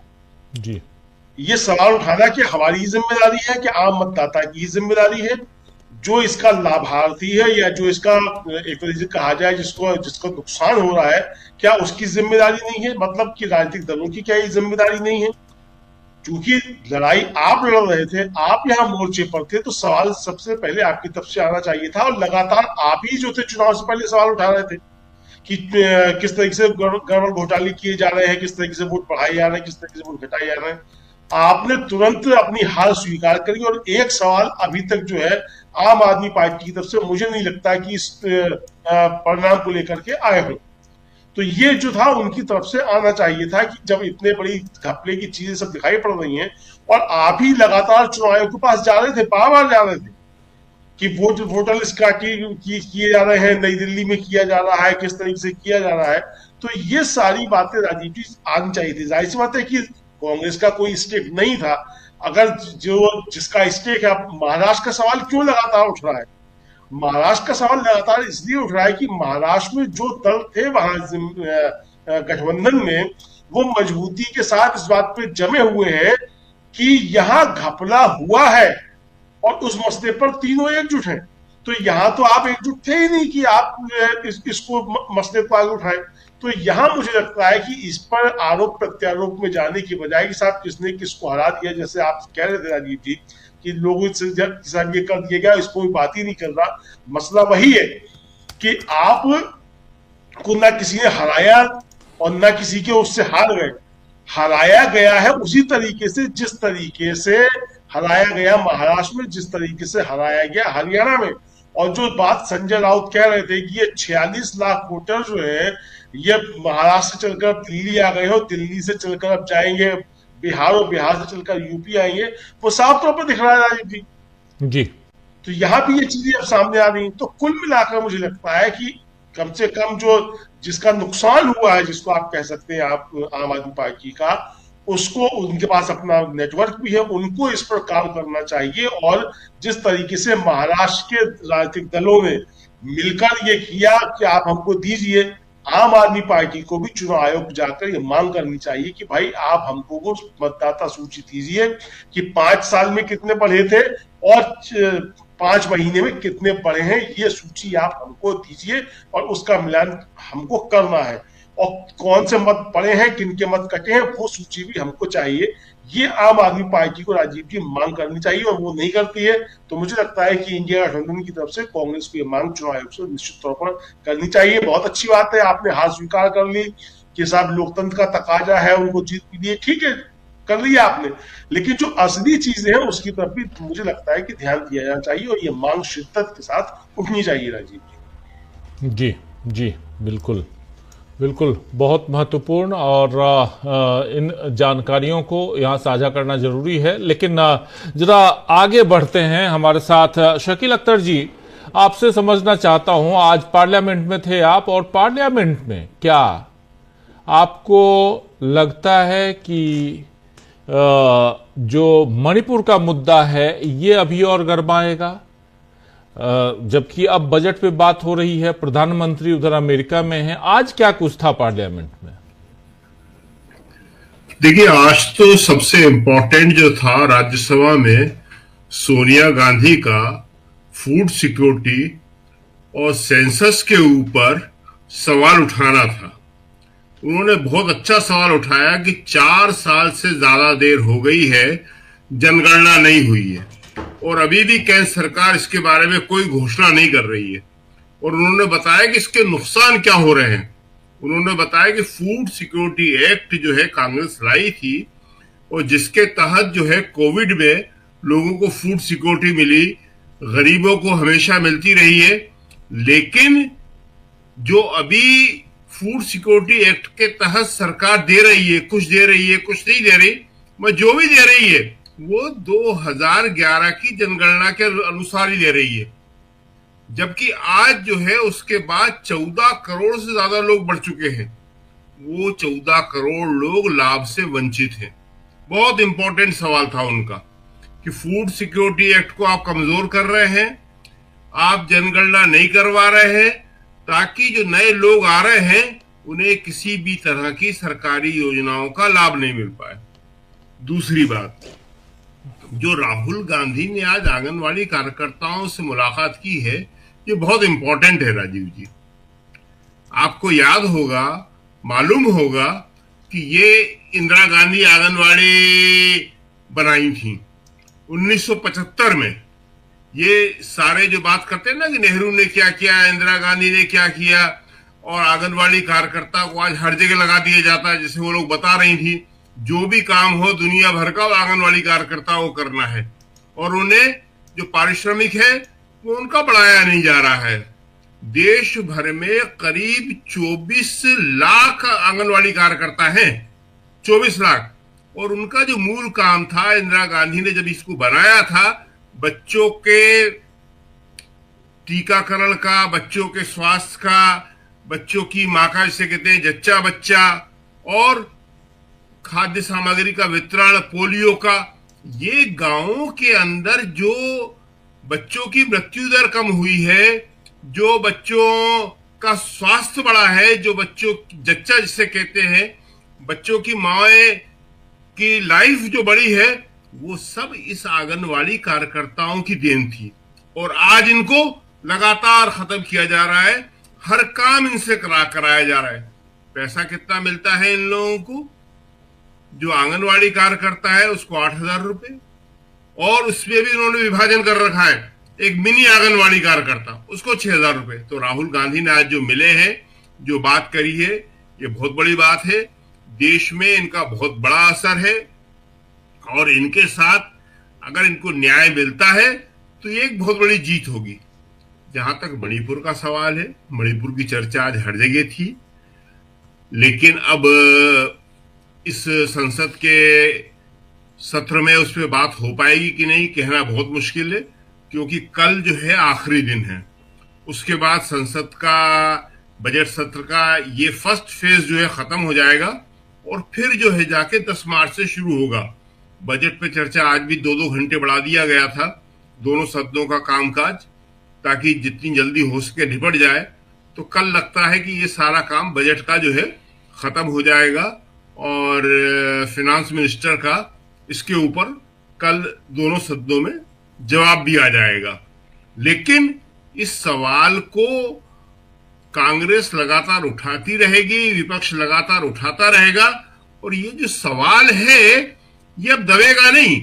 क्योंकि देखिए, जब तक मुख्यमंत्री ने इस्तीफा नहीं दिया था तो वो ये कहते थे कि मुख्यमंत्री का कोई दोष ही नहीं है, सरकार का कोई दोष ही नहीं है। मुख्यमंत्री का इस्तीफा, बीजेपी के विधायकों का उनके खिलाफ आना आज ये साबित कर चुका है कि सारा दोष जो है राज्य सरकार और केंद्र सरकार का ही था। अब केंद्र सरकार उसकी जिम्मेदारी से जो है भाग नहीं सकती है, और उन्हें जो है इसका जवाब देना ही पड़ेगा। अब संसद जब शुरू होगी तो लंबी बात है, लेकिन उससे पहले हमें लगता है कि कांग्रेस का एक प्रतिनिधिमंडल वहां जा सकता है, राज्य का दौरा कर सकता है, क्योंकि देखिए 2 बार जो है 2 साल में वहां के आल पार्टी के लोग दिल्ली आए, प्रधानमंत्री से मिलने के लिए समय मांगा, कई दिन तक वो रुके रहे, प्रधानमंत्री ने समय नहीं दिया। और उन आल पार्टी मेंबर्स ने बताया कि जब वाजपेयी जी के टाइम पे ये हुआ था, हम आए थे, वाजपेयी जी ने समय दिया था, ये हमारे प्रधानमंत्री हैं, हमें मिलने का ही समय नहीं दे रहे। आप बताइए कि इससे बड़ी बात क्या होगी कि आप खुद वहां जा नहीं रहे, लोग आपसे यहां मिलने आ रहे हैं, फर्स्ट हैंड आपको इंफॉर्मेशन देना चाह रहे हैं कि भाई देखिए आप प्रधानमंत्री हैं, वहां क्या हो रहा है, आप उनसे मिल ही नहीं रहे हैं। तो मणिपुर की स्थिति तो निश्चित ही रूप से बहुत ज्यादा खराब है, और अब केंद्र सरकार वहां राष्ट्रपति शासन लगा के किस तरह उसको सुधारने की कोशिश करती है, कर पाती है या नहीं कर पाती है, उसमें सबसे बड़ी बात है कि दोनों समुदायों का विश्वास जीतना, और विश्वास जभी जीता जा सकता है कि जब उन दोनों समुदायों को लगे कि हमारे प्रधानमंत्री जो हैं, हमारी सरकार जो है, वो ईमानदारी से दोनों की बात सुन रहे हैं, दोनों की बात समझ रहे हैं और संकट को हल करना चाहते हैं। तो देखते हैं क्या होता है। जी बिल्कुल बिल्कुल, आगे देखते हैं क्या होता है। लेकिन प्रशांत टंडन जी, आपको क्या लगता है, यहां अलग अलग जगहों से अलग अलग खबरें जो आ रही हैं वो बीजेपी के लिए कहीं ना कहीं अब ठीक है, ये होगा कि बीजेपी 27 साल बाद दिल्ली जीत गई और आप लोग निगेटिव बातें कर रहे हैं, संकट की बात कर रहे हैं, लेकिन सच्चाई जो है वो धरातल पे है। मणिपुर की बात तो होगी, चर्चा, अगर मणिपुर के बारे में हम लोग चर्चा कर चुके हैं, अगर यूरोपियन यूनियन, यूरोपियन पार्लियामेंट पारित करता है, मणिपुर पे बात करता है, अमेरिका जा रहे हैं प्रधानमंत्री, वहां अगर बात होती है तो बात क्यों नहीं होगी, चर्चा क्यों नहीं होगी? इसलिए यहां समझना जरूरी है। और इन सब के बीच चुनाव दर चुनाव जीतती हुई बीजेपी कैसे देखा जाए? जी देखिए राजीव जी, दिल्ली का जो मसला है, मैं बिल्कुल पॉजिटिव बात कर रहा हूं। किसी को मुख्यमंत्री बनाए, कई कैंडिडेट हैं बीजेपी में, तो जो नेता प्रतिपक्ष बीजेपी के रहे हैं विधानसभा में वो भी एक दावेदार है, जिन्होंने अरविंद केजरीवाल को हराया है वो दावेदार है। तो बीजेपी के पास कई कैंडिडेट है, किसी को मुख्यमंत्री बनाए, जो मुख्यमंत्री बनेगा उसको दिल्ली चलाया कैसे, क्योंकि अब तो यहाँ पे तो ट्रिपल इंजन है, एलजी भी है, चीफ मिनिस्टर भी है, दिल्ली भी है, केंद्र सरकार भी है। तो लेकिन मैं दिल्ली की जो बीजेपी की सरकार है उनसे सिर्फ 2 चीजें देखूंगा, बाकी कुछ आप जो चीजें चल रही जैसे चलती रहे। आप दिल्ली का प्रदूषण कितना कम कर पाते हैं आप, क्योंकि ये काम अरविंद केजरीवाल नहीं कर पाए, और यमुना को कैसे साफ कर सकते हैं, क्योंकि प्रधानमंत्री ने बड़े बड़े दावे किए हैं। यमुना राजीव जी 1376 किलोमीटर का उसका पूरा स्ट्रेच है, और उसमें कुल 22 किलोमीटर वो दिल्ली के शहरी इलाकों से होकर गुजरती यमुना। 1376 किलोमीटर में 22 किलोमीटर दिल्ली के शहरी क्षेत्र में, और यही 22 किलोमीटर में यमुना का 70% पोल्यूशन मिलता है, 70%। 2% यमुना का जो टोटल स्ट्रेच है उसका सिर्फ 2% दिल्ली में है। पोल्यूशन दिल्ली देती है 70%। जी। तो ये बड़ी चुनौती है। जब हम आपसे बात कर रहे हैं, दिल्ली का PM10 लेवल 350 से ऊपर है। ये जो गैस चैम्बर है दिल्ली, इसको कैसे कम कर पाते हैं, यमुना कैसे साफ कर पाते हैं, यही सबसे बड़ी कसौटी होगी और चुनौती होगी। ये सेल्फी से साफ नहीं होगी यमुना, ये भाषणों से साफ नहीं होगी, इसमें काम करना पड़ेगा।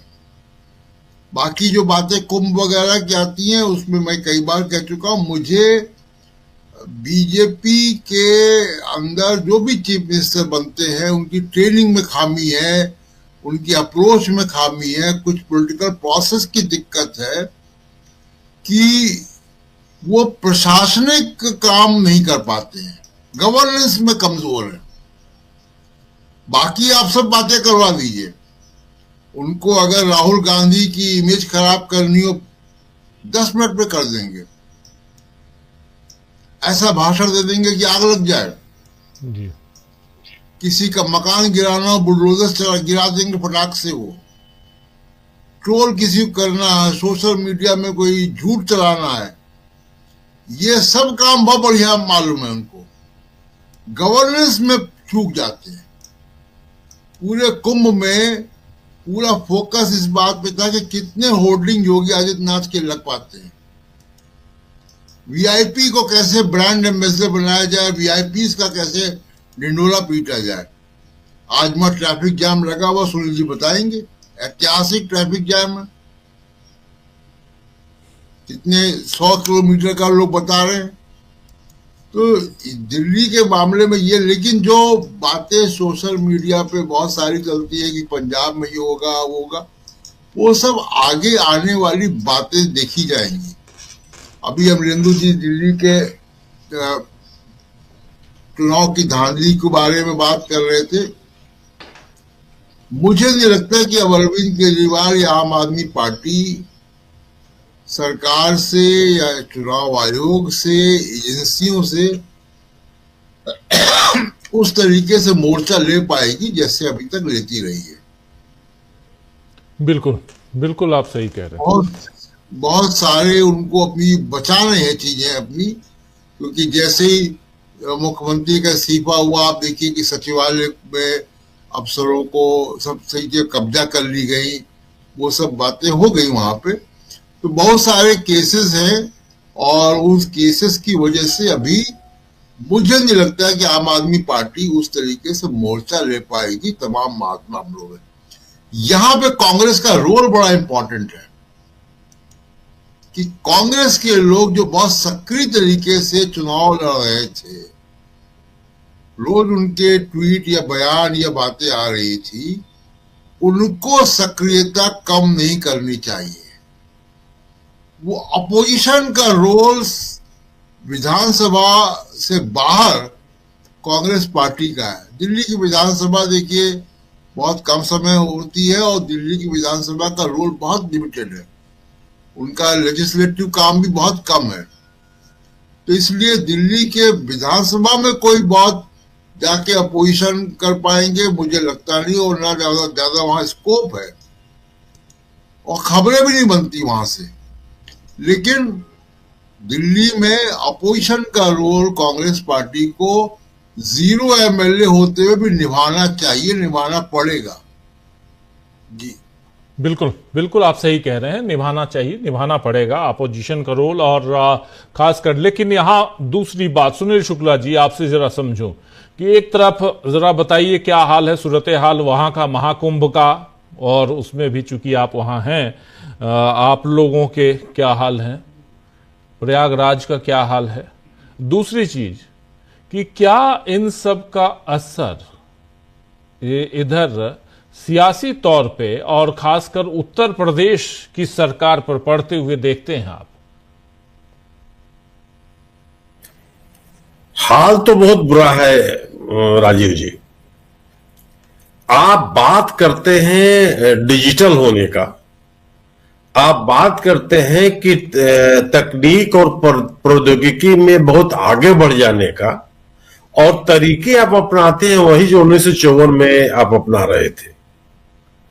यातायात को रोक देना यातायात का प्रबंधन नहीं है, लोगों की आवाजाही रोक देना भीड़ को नियंत्रित करने का प्रयास नहीं है। इस कंसेप्ट से ऊपर उठने के लिए आप तैयार ही नहीं है। अगर आप लोगों को रोक रहे हैं किसी स्थान पर, तो उनको आगे बढ़ने का कोई ना कोई रास्ता तो आपको देना होगा जी। और अगर आप रास्ता नहीं देते हैं तो स्वाभाविक से है कि बॉटलनेक हो जाएगा। आप एक तरफ से जाने दे रहे हैं लेकिन आगे बढ़ने नहीं दे रहे हैं, तो क्या होगा? आज स्थिति यह है कि पूरा का पूरा शहर, मैं सोचिए कि कल मैं आधा दर्जन पेट्रोल पंपों पे खुद गया हूं और मुझे पेट्रोल नहीं मिला, सब बंद थे। हमारे 4-5 परिचित लोग थे जो 2-3 दिन से आए हुए थे, वो शहर से निकल रहे थे, उनको शहर में कहीं भी पेट्रोल पंप नहीं मिला, उनकी गाड़ियों में पेट्रोल नहीं मिला। हाईवे पे बहुत काफी आगे जाने के बाद उनको अपनी गाड़ी में डीजल और पेट्रोल मिल पाया। स्थिति है यह। मैं दवा के दुकानदारों से मैं बात कर रहा था, उनके कह रहे हैं कि उनकी सप्लाई बंद है, गाड़ियां अंदर आई नहीं पा रही हैं। जो आवश्यक वस्तुएं हैं उनकी उपलब्धता धीरे धीरे कम हो रही है। सब्जी बेचने वाले हैं, वो कह रहे हैं कि इतना भीड़ है कि मंडी तक जाना उनके लिए मुश्किल है, किसी तरह से वो जा पा रहे हैं और वहां सामान लेकर के निकलना बहुत कठिन है।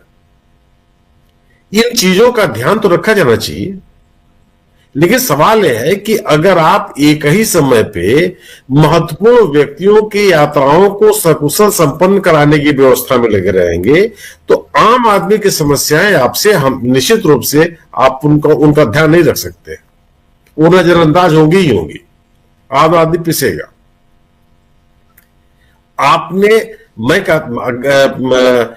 ये ऐसा भी नहीं था कि इसका प्रबंधन नहीं किया जा सकता था, लेकिन अगर आपको केवल यही प्रबंधन करना होता।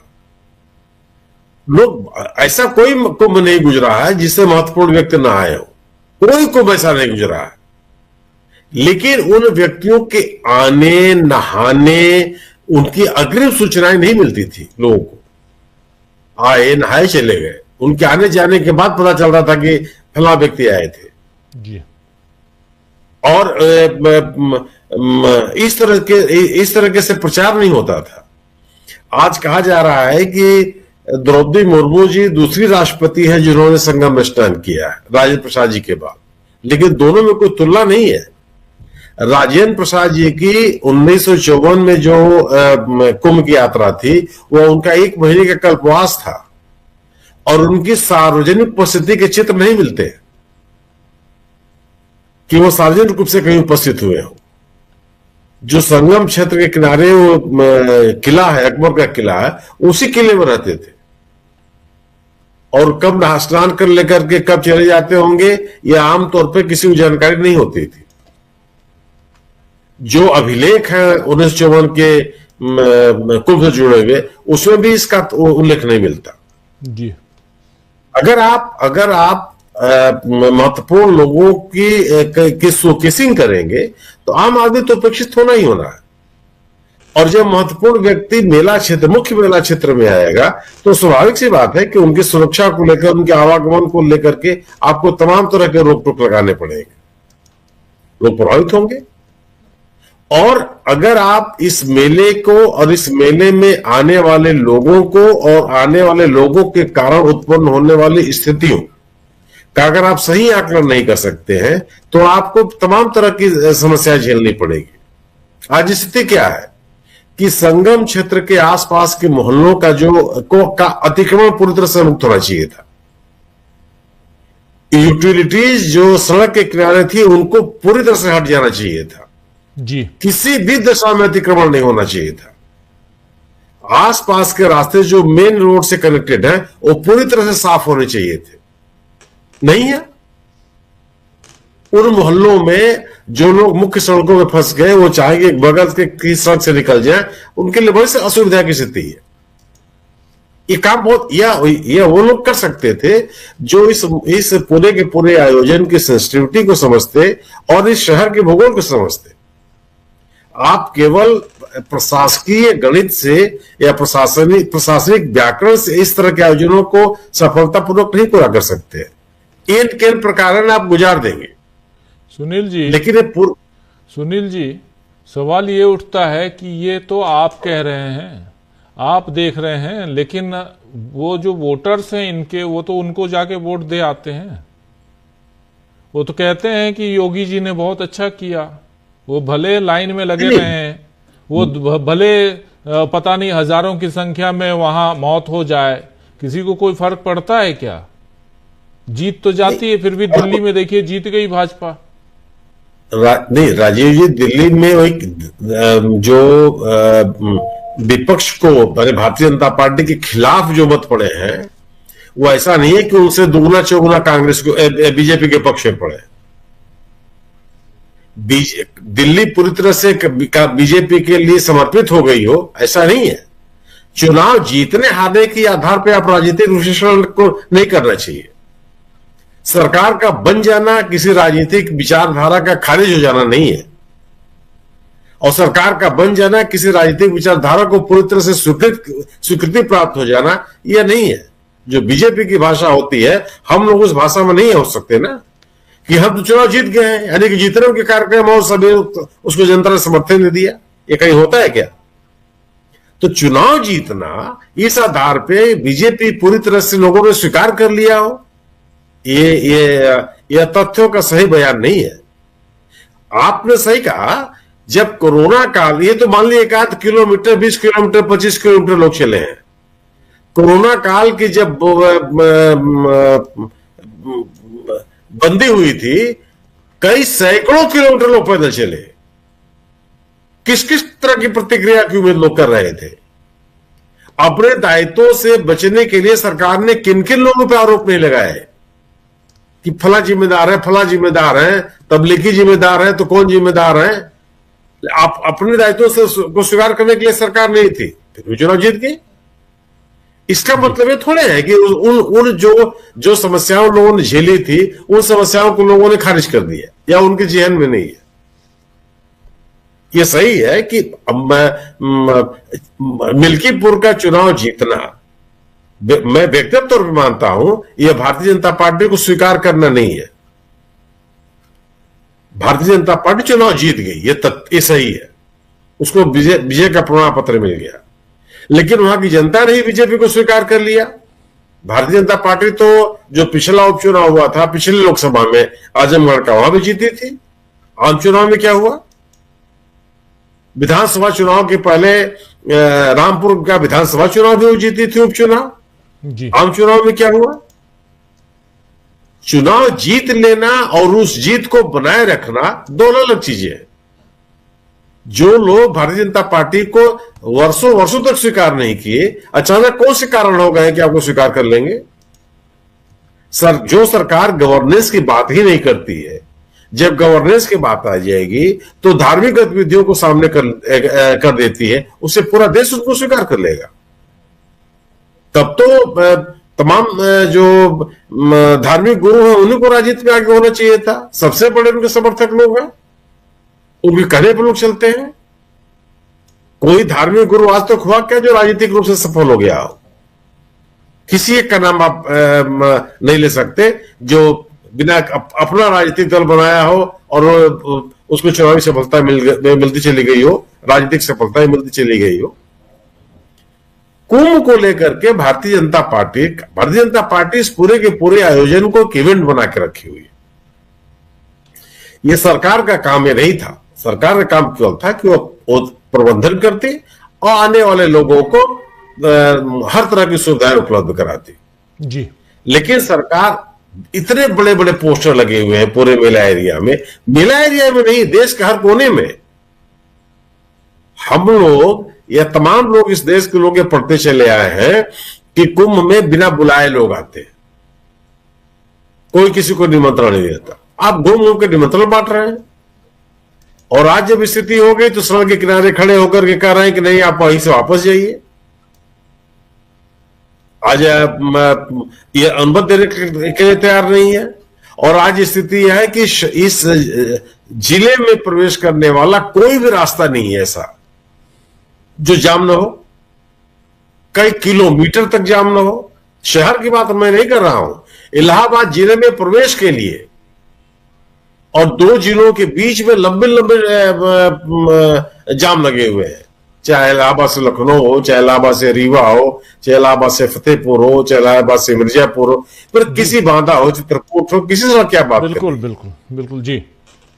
ये और इस तरह की जो स्थितियां पैदा हुई, या क्या यह आपकी सफलता नहीं है, या आपका मिसमैनेजमेंट नहीं है, प्रबंधन की कमी नहीं है, आम लोगों के हितों की अनदेखी नहीं है?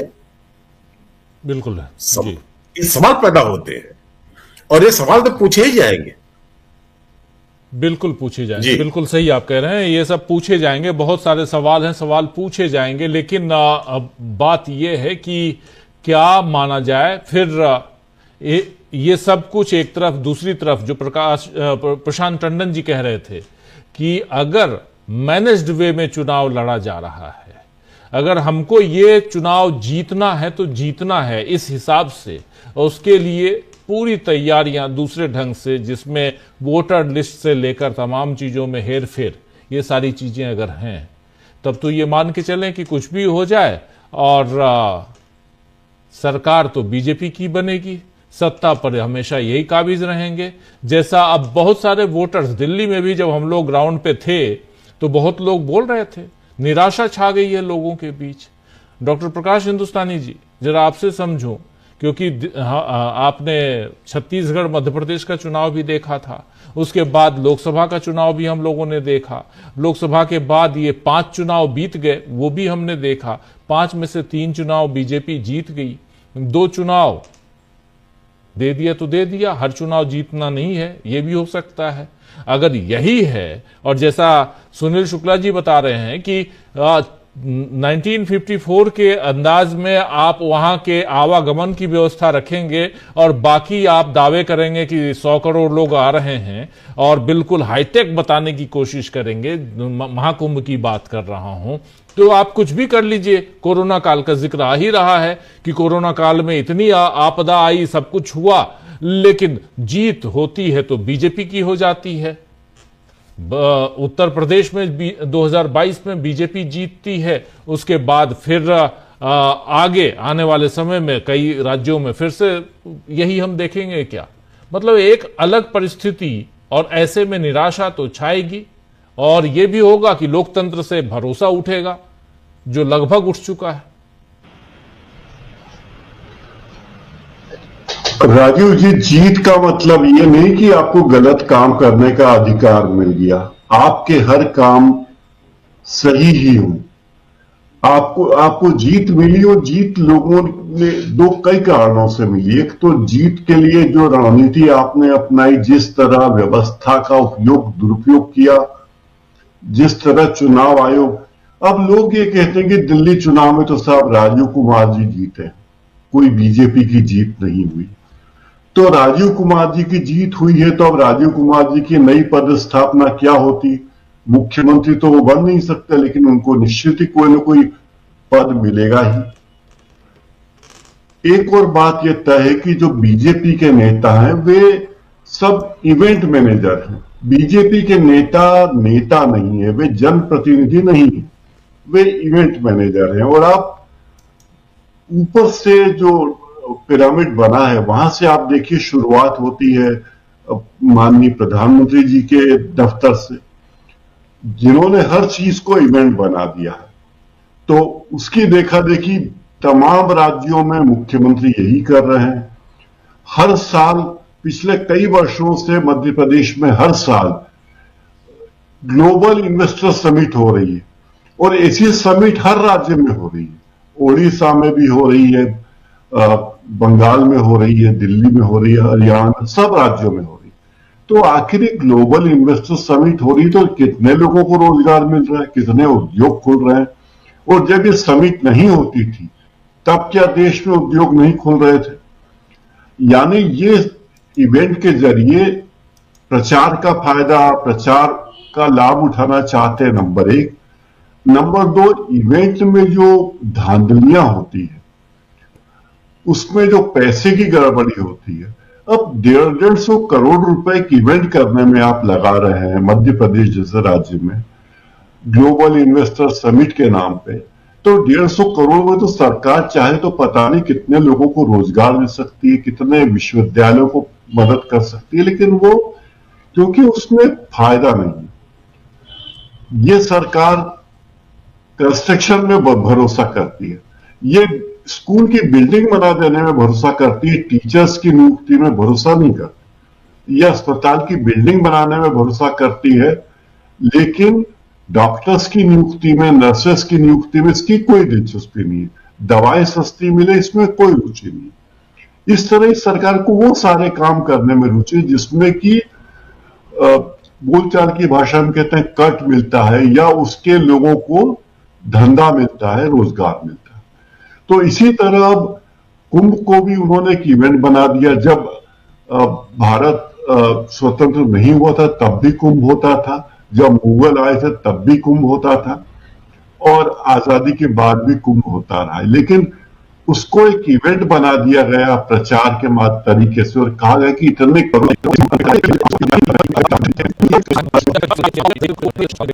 बातों विचारों से सहमत नहीं होते हैं।